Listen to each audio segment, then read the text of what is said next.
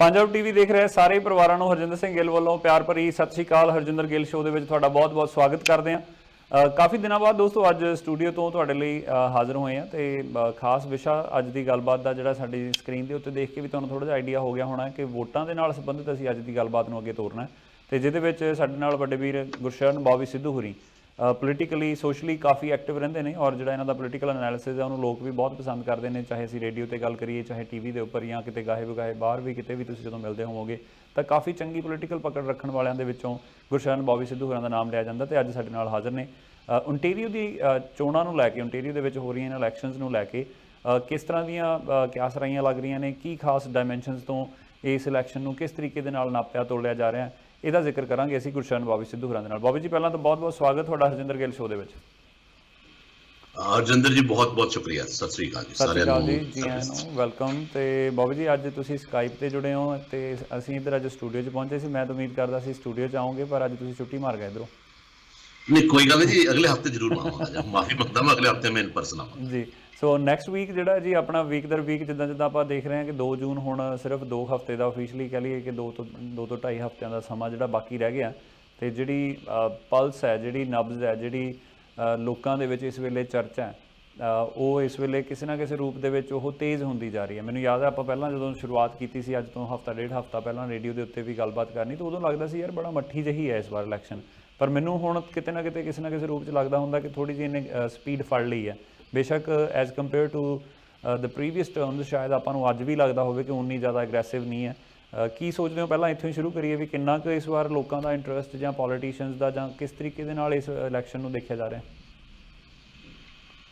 देखो हरजिंदर जी, जो मैनू रिपोर्ट्स आ रहे ने एडवांस पोलिंग ਦੇ ਵਿੱਚ ਵੀ ਜੋ ਲੋਕਾਂ ਦਾ ਰੁਝਾਨ ਹੈ ਪਿਛਲੇ ਵਾਰ ਨਾਲੋਂ ਬਹੁਤ ਘੱਟ ਹੈਗਾ ਹੈ। ਵੋਟ ਪੋਲ ਪਿਛਲੀ ਇਲੈਕਸ਼ਨ ਨਾਲੋਂ ਕਾਫੀ ਘੱਟ ਹੋ ਰਹੀ ਹੈ। ਸੋ ਜੇ ਕਹਿ ਦੇਣਾ ਕਿ ਲੋਕਾਂ ਨੂੰ ਹਲੇ ਐਕਸਾਈਟਮੈਂਟ ਜ਼ਿਆਦਾ ਨਹੀਂ ਹੈਗੀ ਤਾਂ ਕੋਈ ਗਲਤ ਗੱਲ ਨਹੀਂ ਹੋਏਗੀ।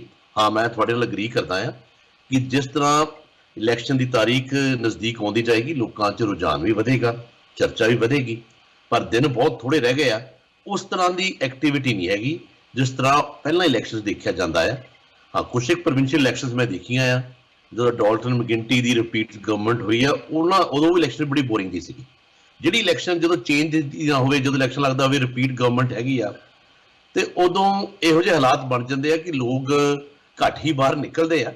ਸੋ ਵੋਟ ਪਰਸੈਂਟ ਸਾਰੇ ਮਾਹਰਾਂ ਦਾ ਇਹੀ ਕਹਿਣਾ ਆ ਕਿ ਵੋਟ ਪਰਸੈਂਟ ਘਟਣ ਦੀ ਉਮੀਦ ਆ ਤੇ ਵੋਟ ਪਰਸੈਂਟ ਜੇਕਰ ਘਟਦਾ ਆ ਉਹਦੇ ਫਾਇਦੇ ਨੁਕਸਾਨ ਕਿਹਦੇ ਹੋਣੇ ਆ, ਇਹ ਤੇ ਵੀ ਇੱਕ ਚਰਚਾਵਾਂ ਹੋ ਰਹੀਆਂ ਆ। ਸਾਰੇ ਪਾਰਟੀਜ਼ ਇਸ ਵੇਲੇ ਆਪਣੀ GOTV ਸਟ੍ਰੈਟਜੀ ਮਤਲਬ ਕਿ ਆਪਣੀ ਵੋਟ ਕੱਢਣ ਦੀ ਸਟ੍ਰੈਟਜੀ ਤੇ ਲੱਗੀਆਂ ਹੋਈਆਂ ਆ, ਕਿਉਂਕਿ ਜਿਹੜਾ ਵੋਟ ਜ਼ਿਆਦਾ ਕੱਢੇਗਾ ਉਹ ਡੈਫੀਨੇਟਲੀ ਉਹਨੂੰ ਐਡਵਾਂਟੇਜ ਮਿਲੇਗਾ ਜਿਹੋ ਜਿਹੀ ਇਲੈਕਸ਼ਨ ਚੱਲ ਰਹੀ ਆ। ਸੋ ਹੋਰ ਵੀ ਕਈ ਇਸ਼ੂਜ਼ ਨੇ ਜਿਹੜੇ ਇਸ ਇਲੈਕਸ਼ਨ ਨੂੰ ਪ੍ਰਭਾਵਿਤ ਕਰ ਰਹੇ ਆ ਤੇ ਇੱਕ ਪ੍ਰੋਟੈਸਟ ਵੋਟ ਵੀ ਨਜ਼ਰ ਆ ਰਹੀ ਹੈ। ਥੋੜੀ ਜਿਹੀ ਪਰਸੈਂਟੇਜ ਜਿਹੜੀ ਮਾਸਕ ਮੈਂਡੇਟ ਦੇ ਖਿਲਾਫ ਲੋਕ ਨੇ, ਜਿਹੜੀਆਂ ਅੰਟੇਰੀਓ ਦੇ ਵਿੱਚ 2 ਅਲਟਰਾ ਰਾਈਟ ਵਿੰਗ ਪਾਰਟੀਜ਼ ਦੀ ਸਥਾਪਨਾ ਹੋਈ ਆ, ਚਾਹੇ ਉਹ ਨਿਊ ਬਲੂ ਪਾਰਟੀ ਆ ਚਾਹੇ ਅੰਟੇਰੀਓ ਪਾਰਟੀ ਹੈਗੀ ਆ, ਉਹਨਾਂ ਦਾ ਜਿਹੜਾ ਪਿਛੋਕੜ ਕੰਜ਼ਰਵੇਟਿਵ ਪਾਰਟੀ ਵਿੱਚੋਂ ਹੀ ਨਿਕਲੇ ਨੇ, ਉਹ ਕਿੰਨੀ ਕੁ ਵੋਟ ਲੈ ਕੇ ਜਾਂਦੇ ਆ ਉਹ ਵੀ ਇੱਕ ਚਰਚਾ ਦਾ ਵਿਸ਼ਾ ਆ।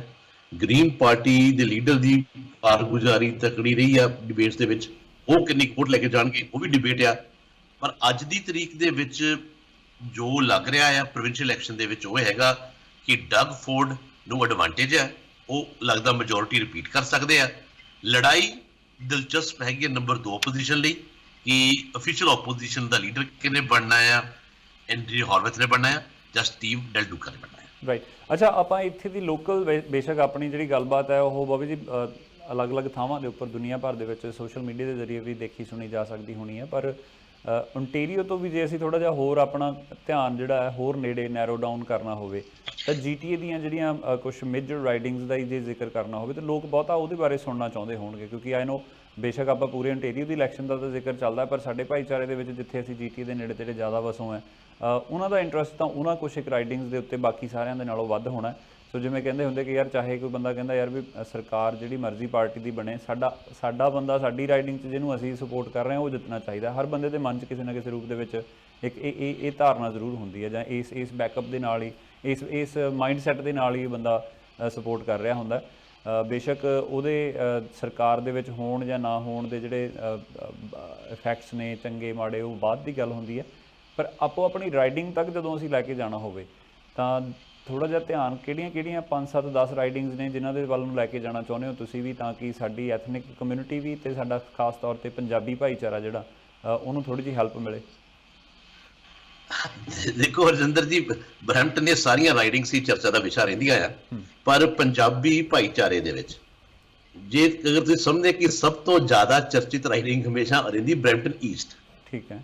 ਇੱਕ ਬਰੈਂਪਟਨ ਈਸਟ ਵਿੱਚ ਵਸੋਂ ਵੀ ਸਭ ਤੋਂ ਵੱਧ ਆ ਪੰਜਾਬੀ ਭਾਈਚਾਰੇ ਦੀ, ਜਿਹੜੀ ਸਭ ਤੋਂ ਪ੍ਰੈਸਟੀਜੀਅਸ ਮੰਨਿਆ ਜਾਂਦਾ ਵਸੋਂ ਵੱਧ ਹੋਣ ਕਰਕੇ, ਜਿੱਥੇ ਸਾਰੇ ਭਾਈਚਾਰੇ ਦਾ ਧਿਆਨ ਰਹਿੰਦਾ ਆ।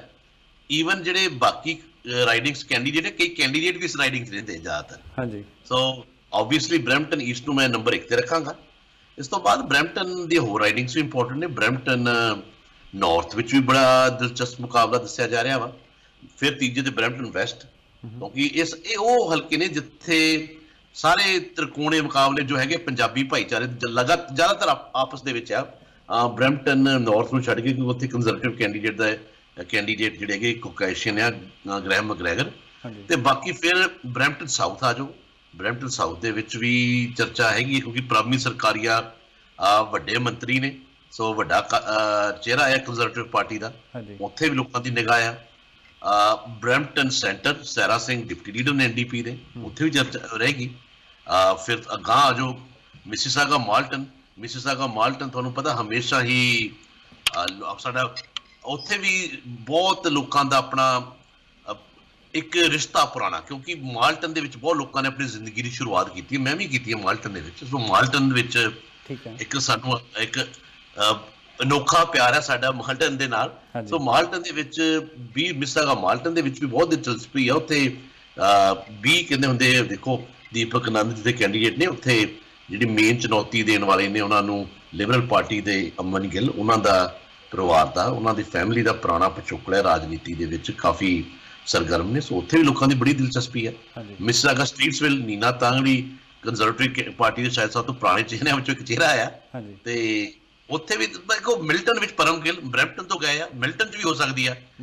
ਮੈਂ ਕਹਿੰਦਾ ਕਿ ਵੌਨ ਵੁੱਡਬ੍ਰਿਜ ਵਿੱਚ ਵੀ ਬਹੁਤ ਦਿਲਚਸਪੀ ਹੈ, ਕਿਉਂਕਿ ਉੱਥੇ ਸਟੀਵ ਡੈਲ ਡੂਕਾ ਇਲੈਕਸ਼ਨ ਲੜ ਰਹੇ ਨੇ, ਤੇ ਬਰੈਂਪਟਨ ਈਸਟ ਤੋਂ ਨਾਲ ਦਾ ਹੀ ਹਲਕਾ ਆ। ਉੱਥੇ ਵੀ ਲੋਕਾਂ ਦੀ ਹੈਗੀ ਆ ਕਿ ਉਹ ਡੈਲ ਡੂਕਾ ਕੀ ਪਰਫਾਰਮੈਂਸ ਦਿੰਦੇ, ਕਿ ਉਹ ਆਪਣੀ ਸੀਟ ਜਿੱਤਦੇ ਕਿ ਨਹੀਂ ਜਿੱਤਦੇ। ਸੋ ਓਵਰਆਲ ਮੈਂ ਦੇਖਾਂ ਤਾਂ ਕਾਫੀ ਹਲਕਿਆਂ 'ਚ ਆ। ਤੇ ਇੰਟਰਸਟਿੰਗਲੀ ਬਰੈਂਪਟਨ ਦੇ ਨਾਲ ਬਾਰਡਰ ਲੱਗਦੇ ਦੋ ਹਲਕਿਆਂ 'ਚ ਟੋਬੀਕੋ ਨਾਰਥ ਤੇ ਵੌਨ ਵੁੱਡਬ੍ਰਿਜ ਵਿੱਚ ਦੋ ਪਾਰਟੀਆਂ ਦੇ ਲੀਡਰ ਪ੍ਰੀਮੀਅਰ ਡਗ ਫੋਰਡ ਤੇ ਇੱਕ ਪਾਸੇ ਸਟੀਵਨ ਡੈਲ ਡੂਕਾ ਲੜ ਰਹੇ ਨੇ। ਸੋ ਉਹ ਵੀ ਸਾਡੇ ਨੇਬਰਿੰਗ ਰਾਈਡਿੰਗਸ 'ਚ ਆ। ਸੋ ਸਾਰੀਆਂ ਰਾਈਡਿੰਗਸ ਲੋਕਾਂ ਦੀ ਨਜ਼ਰ ਆਏਗੀ। ਰਾਈਟ। ਸੋ ਦੋਸਤੋ, ਇੱਕ ਵਾਰੀ ਫਿਰ ਦੱਸ ਦਿੰਦੇ ਹਾਂ ਕਿ ਹਰਜਿੰਦਰ ਗਿੱਲ ਸ਼ੋਅ ਦੇ ਨਾਲ ਤੁਸੀਂ ਜੁੜੇ ਹੋਏ ਹੋ, ਤੇ ਗੁਰਸ਼ਰਨ ਬੌਬੀ ਸਿੱਧੂ ਹੋਰੀ ਸਾਡੇ ਨਾਲ ਅੱਜ ਦੀ ਵਿਸ਼ੇਸ਼ ਗੱਲਬਾਤ ਦੇ ਵਿੱਚ ਸਾਥ ਦੇ ਰਹੇ ਨੇ। ਤੇ ਸਾਡੀ ਅੱਜ ਦੀ ਜਿਹੜੀ ਗੱਲਬਾਤ ਹੈ ਇਹਨੂੰ ਅਸੀਂ ਦੁਬਾਰਾ ਫਿਰ ਕਹਿ ਲਈਏ ਕਿ ਮਕਸਦ ਸਾਡਾ ਬੇਸ਼ੱਕ ਕਿਸੇ ਨਾ ਕਿਸੇ ਤਰੀਕੇ, ਚਾਹੇ ਰੇਡੀਓ ਪ੍ਰੋਗਰਾਮਸ, ਨਿਊਜ਼ਪੇਪਰਸ ਜਾਂ ਸੋਸ਼ਲ ਮੀਡੀਆ ਦੇ ਜ਼ਰੀਏ ਜਾਂ ਫਿਰ TV ਪ੍ਰੋਗਰਾਮਸ ਦੇ ਜ਼ਰੀਏ ਤੁਸੀਂ ਕਿਸੇ ਨਾ ਕਿਸੇ ਰੂਪ ਦੇ ਵਿੱਚ ਜ਼ਰੂਰ ਗੱਲਾਂ ਬਾਤਾਂ ਸੁਣਦੇ ਰਹੇ ਹੋਵੋਗੇ, ਪਰ ਅੱਜ ਅਸੀਂ ਕੋਸ਼ਿਸ਼ ਕਰਨੀ ਹੈ ਕੁਛ ਇਹੋ ਜਿਹੀਆਂ ਡਾਇਮੈਂਸ਼ਨਸ, ਕੁਛ ਇਹੋ ਜਿਹੀਆਂ ਤਹਿਾਂ, ਕੁਛ ਇਹੋ ਜਿਹੀਆਂ ਪਰਤਾਂ, ਕੁਛ ਇਹੋ ਜਿਹੀਆਂ ਰਮਜ਼ਾਂ ਜਿਹੜੀਆਂ ਛੇੜਨ ਦੀ ਕੋਸ਼ਿਸ਼ ਕਰੀਏ, ਜਿਹੜੀਆਂ ਸ਼ਾਇਦ ਕਿਸੇ ਨਾ ਕਿਸੇ ਰੂਪ 'ਚ ਤੁਸੀਂ ਡੀਟੇਲਡ ਜਾਣਕਾਰੀ ਦੇ ਰੂਪ ਦੇ ਵਿੱਚ ਜਾਣਨਾ, ਸੁਣਨਾ, ਬੋਲਣਾ ਜਾਂ ਕਿਤੇ ਨਾ ਕਿਤੇ ਜਾਣਨ ਦੇ ਲਈ ਐਕਸਾਈਟਡ ਹੋਵੋਗੇ। ਤੇ ਉਹਦੇ ਵਿੱਚ ਗੁਰਸ਼ਰਨ ਬੌਬੀ ਸਿੱਧੂ ਹੋਰਾਂ ਦੇ ਕੋਲੋਂ ਕੁਛ ਇਹੋ ਜਿਹਾ ਟਿਪਸ, ਕੁਛ ਇਹੋ ਜਿਹਾ ਜਿਹੜੀਆਂ ਗੁੰਝਲਾਂ ਨੇ ਉਹਨਾਂ ਨੂੰ ਖੋਲ੍ਹਣ ਦੀ ਕੋਸ਼ਿਸ਼ ਕਰ ਰਹੀ ਹਾਂ। ਤੇ ਜਿਨ੍ਹਾਂ ਦੇ ਵਿੱਚ ਬੌਬੀ ਜੀ ਸ਼ੁਰੂਆਤ ਆਪਾਂ ਜੇ ਕਰੀਏ ਰਾਈਡਿੰਗ ਥੋੜ੍ਹਾ ਜਿਹਾ ਇੱਕ ਤਾਂ ਲੇਖਾ ਜੋਖਾ ਆਪਾਂ ਛੋਟੇ ਸ਼ਬਦਾਂ ਦੇ ਵਿੱਚ, ਥੋੜ੍ਹੇ ਸੈਗਮੈਂਟਸ ਦੇ ਰੂਪ ਦੇ ਵਿੱਚ ਕਿ ਕਿਵੇਂ ਦੇਖ ਰਹੇ ਹੋ ਰਾਈਡਿੰਗ, ਫਿਰ ਮੇਜਰ ਜਿਹੜੇ ਇਸ਼ੂਜ਼ ਨੇ, ਜਿਹੜੇ ਕੁਝ ਵੱਡੇ ਪੱਧਰ ਦੇ ਉੱਪਰ 2-3 ਪੁਆਇੰਟਸ ਜਿਹੜੇ ਨੇ ਇਸ ਇਲੈਕਸ਼ਨ ਦੇ ਵਿੱਚ, ਚਾਹੇ ਉਹ ਹਸਪੀਟਲ ਦਾ, ਚਾਹੇ ਉਹ ਹਾਈਵੇ 413 ਦਾ, ਜਾਂ ਫਿਰ ਆਪਾਂ ਕਹਿ ਲਈਏ ਕਿ ਆਪਣੇ 1-2 ਪੁਆਇੰਟਸ ਜਿਹੜੇ ਹੋਰ ਨੇ ਅੱਗੇ ਚੱਲ ਕੇ ਉਹਨਾਂ ਨੂੰ ਵੀ ਡਿਸਕਸ ਕਰਦੇ ਹਾਂ। ਉਹਨਾਂ ਦੇ ਆਲੇ ਦੁਆਲੇ ਹੀ ਘੁੰਮ ਕੇ ਇਹ ਇੰਸ਼ੋਰੈਂਸ ਦਾ ਮਾਫ ਕਰਨਾ ਜਿਹੜਾ ਮੈਂ ਪੁਆਇੰਟ ਮਿਸ ਕਰ ਰਿਹਾ ਸੀ। ਸੋ ਇਹ 3-4 ਮੇਜਰ ਪੁਆਇੰਟਸ ਜਿਹੜੇ ਨੇ, ਇਹਨਾਂ ਨੂੰ ਛੱਡ ਕੇ ਕੋਈ ਹੋਰ ਬਹੁਤੇ ਵਿਸ਼ੇ ਜਿਹੜੇ ਨੇ ਇਸ ਇਲੈਕਸ਼ਨ 'ਚ ਸਾਡੇ ਸਾਹਮਣੇ ਨਹੀਂ ਆਏ, ਜਿਹੜੇ ਤੁਹਾਨੂੰ ਕੀ ਲੱਗਦਾ ਕਿ ਆਉਣੇ ਚਾਹੀਦੇ ਸੀ ਜਾਂ ਆਏ ਨਹੀਂ ਹੈ ਜਾਂ ਉਹ ਆਉਣ ਨਹੀਂ ਦਿੱਤੇ ਜਾ ਰਹੇ। ਆਪਾਂ ਕੁਛ ਇਸ ਤਰ੍ਹਾਂ ਦੇ ਪੁਆਇੰਟ ਡਿਸਕਸ ਕਰਾਂਗੇ। ਪਹਿਲਾਂ ਸ਼ੁਰੂਆਤ ਕਰੀਏ ਥੋੜ੍ਹਾ ਜਿਹਾ ਜਿੱਥੇ ਰਾਈਡਿੰਗਸ ਦਾ ਤੁਸੀਂ ਜ਼ਿਕਰ ਕੀਤਾ, 1 by 1 ਜੇ ਥੋੜ੍ਹਾ ਲੇਖਾ ਜੋਖਾ ਦੇਣ ਦੀ ਕੋਸ਼ਿਸ਼ ਕਰੀਏ ਆਪਾਂ, ਕਿੱਥੋਂ ਸ਼ੁਰੂਆਤ ਕਰੋਗੇ? ਦੇਖੋ, ਤੁਸੀਂ ਜਿਹੜੀ ਮਰਜ਼ੀ ਰਾਈਡਿੰਗ ਦੀ ਗੱਲ ਕਰ ਲਓ, ਮੈਂ ਤਾਂ ਕਿਸੇ ਵੀ ਰਾਈਡਿੰਗ ਦੀ ਗੱਲ ਕਰ ਸਕਦਾ ਵਾਂ। ਮੈਂ ਬਰੈਂਪਟਨ ਦੇ ਬਾਅਦ, ਬਰੈਂਪਟਨ 'ਚ ਆਪਾਂ ਸਭ ਤੋਂ ਲਾਸਟ ਤੇ ਆਉਂਦੇ ਹਾਂ, ਫਿਰ ਪਹਿਲਾਂ ਆਪਾਂ ਬਾਹਰ ਵਾਲੀਆਂ ਰਾਈਡਿੰਗਸ ਨੂੰ ਕਵਰ ਕਰ ਲਈਏ। ਜੀ ਵਨ ਜੀ ਬਾਈ ਵਨ ਜੇ ਦੇਖੋ ਸਟੀਵਨ ਡੈਲ ਟੂ ਡੂਕਾ ਬੀ ਹੋਰਾਂ ਵਾਲੀ ਨੌਰਥ ਰਾਈਟਿੰਗ ਤੋਂ ਵਿੱਚ ਹੀ ਕਿਉਂ ਨਾ ਸ਼ੁਰੂ ਕਰੀਏ, ਜਿਹੜੇ ਲੀਡਰ ਨੇ ਇਸ ਵੇਲੇ ਲਿਬਰਲ ਪਾਰਟੀ ਦੇ, ਉਹਨਾਂ ਦੀ ਰਾਈਟਿੰਗ ਤੇ ਤੁਹਾਨੂੰ ਜੀ ਕੀ ਲੱਗ ਰਿਹਾ, ਉਹਨਾਂ ਦੀ ਪਕੜ ਕਿਸ ਤਰ੍ਹਾਂ ਦੀ ਹੈ? ਦੇਖੋ ਜੋ ਇਲੈਕਸ਼ਨ ਕਾਲ ਹੋਈ ਆ ਉਦੋਂ ਲੱਗਦਾ ਸੀਗਾ ਕਿ ਸਟੀਵਨ ਡੈਲ ਡੂਕਾ ਪਿੱਛੇ ਆ, ਪਰ ਜੋ ਲੇਟੈਸਟ ਪ੍ਰੋਜੈਕਸ਼ਨਸ ਆ ਰਹੇ ਨੇ, ਅੰਕੜੇ ਆ ਰਹੇ ਆ, ਮੁਕਾਬਲਾ ਆ। ਹਾਂਜੀ ਉਹ ਮਾਈਕ ਟਬੈਲੋ ਜਿਹੜੇ ਕਿ ਕੰਜ਼ਰਵੇਟਿਵ ਪਾਰਟੀ ਦੇ ਲੀਡਰ ਨੇ, ਮੰਤਰੀ ਵੀ ਆ, ਹਾਲਾਂਕਿ 2 ਵਾਰ ਡਿਮੋਟ ਹੋਏ ਮੰਤਰੀ ਆ, ਉਹਨਾਂ ਦਾ ਆਪਣੇ ਉਸ ਹਲਕੇ ਵਿੱਚ ਉਹਨਾਂ ਦਾ ਵੀ ਚੰਗਾ ਦਾਰ ਹੈਗਾ ਆ। ਸਟੀਵ ਡੈਲ ਡੂਕਾ ਪਹਿਲਾਂ ਉਸ ਤੇ ਰਹੇ ਵੀ ਨੇ, ਪੁਰਾਣੇ ਉਹ ਤੁਹਾਨੂੰ ਪਤਾ ਜਿਹੜੇ ਪਹਿਲਾਂ ਗ੍ਰੈਗ ਸੌਰਬੇਰਾ ਉੱਥੇ ਰਹੇ ਨੇ, ਮਿਨਿਸਟਰ ਵੀ ਰਹੇ ਨੇ ਲਿਬਰਲ ਦੇ, ਉਹਦੇ ਸਟਾਫਰ ਵੀ ਰਹੇ, ਉਹਨਾਂ ਵੀ ਹਲਕੇ 'ਚ ਕਾਫੀ ਸਰਗਰਮ ਰਹੇ ਨੇ। ਤੇ ਸਟੀਵ ਡੈਲ ਡੂਕਾ ਮੁਕਾਬਲਾ ਦੇ ਰਹੇ ਆ। ਪਹਿਲਾਂ ਲੱਗਦਾ ਸੀ ਪਿੱਛੇ ਆ, ਪਰ ਅੱਜ ਦੀ ਤਰੀਕ ਨੂੰ ਦੱਸ ਰਹੇ ਆ ਕਿ ਉਹ ਉਸ ਪੋਜੀਸ਼ਨ 'ਚ ਜਿੱਤ ਵੀ ਸਕਦੇ ਆ, ਮੁਕਾਬਲਾ ਕਲੋਜ਼ ਹੈਗਾ ਆ। ਪਰ ਸਟੀਵਨ ਡੈਲ ਡੂਕਾ ਇਸ ਹੁਣ ਆਪਣਾ ਉਸ ਉੱਥੇ ਵਿੱਚ ਫਾਈਟ ਬਣਾ ਚੁੱਕੇ ਆ ਤੇ ਜਿੱਤਣ ਦੀ ਸਮਰੱਥਾ ਰੱਖਦੇ ਆ। ਹਲੇ ਰਿਜ਼ਲਟ ਤਾਂ ਆਉਣਗੇ, ਉਦੋਂ ਪਤਾ ਲੱਗੂਗਾ ਗਹਿ-ਗਜ ਮੁਕਾਬਲਾ ਦੋਵਾਂ ਦੇ ਵਿੱਚ। ਪਰ ਸਟੀਵ ਡੈਲ ਡੂਕਾ ਡੈਫੀਨਿਟਲੀ ਪਹਿਲਾਂ ਨਾਲੋਂ ਆਪਣੀ ਪੋਜੀਸ਼ਨ ਨੂੰ ਬਹੁਤ ਇੰਪਰੂਵ ਕਰ ਚੁੱਕੇ ਆ ਤੇ ਇਸ ਵੇਲੇ ਬਿਲਕੁਲ ਮੁਕਾਬਲੇ ਵਿੱਚ ਆ ਤੇ ਜਿੱਤਣ ਦੀ ਸਥਿਤੀ 'ਚ ਹੋ ਸਕਦੇ ਆ। ਰਾਈਟ, ਸੋ ਫਿਰ ਡਗ ਫੋਰਡ ਹੋਰਾਂ ਵੱਲ ਵੀ ਚੱਲਦੇ ਹਾਂ ਸਰ ਨਾਲ ਹੀ। ਜੀ ਦੇਖੋ, ਉਹ ਤਾਂ ਮੈਂ ਕਹਿੰਦਾ ਕਿ ਉਹਦਾ ਜਿਹੜੀ ਗਰੰਟਿਡ ਸੀਟਸ ਵਿੱਚੋਂ ਆ, ਡਗ ਫੋਰਡ ਨੂੰ ਕੋਈ ਚੁਣੌਤੀ ਹੈ ਨਹੀਂ ਜ਼ਿਆਦਾ, he will comfortably win. Right, Andrea Horwath ਹੋਰਾਂ ਨੂੰ ਜੇ ਹੈਮਿਲਟਨ ਵਾਲੀ ਸਾਈਡ ਤੋਂ ਦੱਸਣਾ ਹੋਵੇ, ਤੁਸੀਂ ਉਹਨਾਂ ਨੂੰ ਕਿਵੇਂ ਦੇਖਦੇ ਹੋ? ਹੈਮਿਲਟਨ ਸੈਂਟਰ ਵੀ ਇਹੋ ਜਿਹੀ ਸੀਟ ਹੈ ਜਿਹੜੀ ਐਨਡੀਪੀ ਦੀ ਸਭ ਤੋਂ ਸੇਫ ਸੀਟ ਹੈ। ਐਂਡਰਿਆ ਹਾਰਵਰਥ ਨੂੰ ਕੋਈ ਪ੍ਰੋਬਲਮ ਨਹੀਂ ਆਏਗੀ, she will sale through comfortably, ਕੋਈ ਪ੍ਰੋਬਲਮ ਨਹੀਂ ਆਏਗੀ। ਤੇ ਗ੍ਰੀਨ ਪਾਰਟੀ ਦੇ ਜਿਹੜੇ ਲੀਡਰ ਨੇ ਉਹ ਵੀ ਕਾਫੀ ਚਰਚਾ 'ਚ ਨੇ ਇਸ ਵੇਲੇ, ਔਰ ਮੈਨੂੰ ਯਾਦ ਆ ਤੁਹਾਡੀ ਗੱਲ ਗੋਲਫ ਦੀ ਸੀਟ ਜਿਹੜੀ ਆ ਮਾਈਕ ਸ਼ਰੈਨਰ ਗਰੰਟਿਡ ਜਿੱਤਣਗੇ। ਮਾਈਕ ਸ਼ਰੈਨਰ ਦੇ ਬਾਰੇ ਤੁਸੀਂ ਇੱਕ ਦਿਨ ਕਮੈਂਟ ਕੀਤਾ ਸੀ ਆਪਣੇ ਰੇਡੀਓ ਸ਼ੋਅ 'ਚ, ਤੁਸੀਂ ਕਿਹਾ ਵੀ ਹੀ ਪਰਫਾਰਮਡ ਲਾਈਕ ਪੀਐਮ। ਦੇਖੋ, ਮੈਨੂੰ ਕਿਸੇ ਨੇ ਬੜਾ ਇੰਟਰਸਟਿੰਗ ਐਕਚੁਅਲੀ ਗੱਲ ਕਹੀ, ਉਹ ਕਹਿੰਦਾ ਜਸਟ ਇਮੇਜਿਨ ਅਗਰ ਮਾਈਕ ਸ਼ਰੈਨਰ ਜਿਹੜਾ ਹੈਗਾ ਆ ਉਹ ਐਨਡੀਪੀ ਜਾਂ ਲਿਬਰਲ ਪਾਰਟੀ ਦਾ ਲੀਡਰ ਹੁੰਦਾ। ਮੈਨੂੰ ਨਹੀਂ ਪਤਾ ਕਿ ਐਨਡੀਪੀ ਜਾਂ ਲਿਬਰਲ ਪਾਰਟੀ ਦਾ ਲੀਡਰ ਨੇ ਕਿਹੜੀ ਪਰਫਾਰਮੈਂਸ ਕਰਨੀ ਸੀ, ਪਰ ਲੋਕਾਂ ਦੀ ਕਹਿੰਦੇ ਚਰਚਾ ਦਾ ਵਿਸ਼ਾ ਜ਼ਰੂਰ ਬਣ ਗਿਆ। ਮਾਈਕ ਸ਼ਰੈਨਰ ਨੇ ਲੋਕਾਂ ਨੂੰ ਅਟਰੈਕਟ ਬੜਾ ਕੀਤਾ ਡਿਬੇਟ ਤੋਂ ਬਾਅਦ। ਤੇ ਨਹੀਂ, ਪਰ ਤੁਹਾਡਾ ਇਹ ਕਹਿਣਾ ਵੀ ਤੁਸੀਂ ਪ੍ਰੀਮੀਅਰ ਨਾ ਕਹਿ ਕੇ ਉਹਨੂੰ ਪੀਐਮ ਵਾਲੀ ਪੋਜੀਸ਼ਨ ਦੇ ਹਿਸਾਬ ਨਾਲ ਕਿਵੇਂ ਕੰਪੇਅਰ ਕੀਤਾ ਜੀ?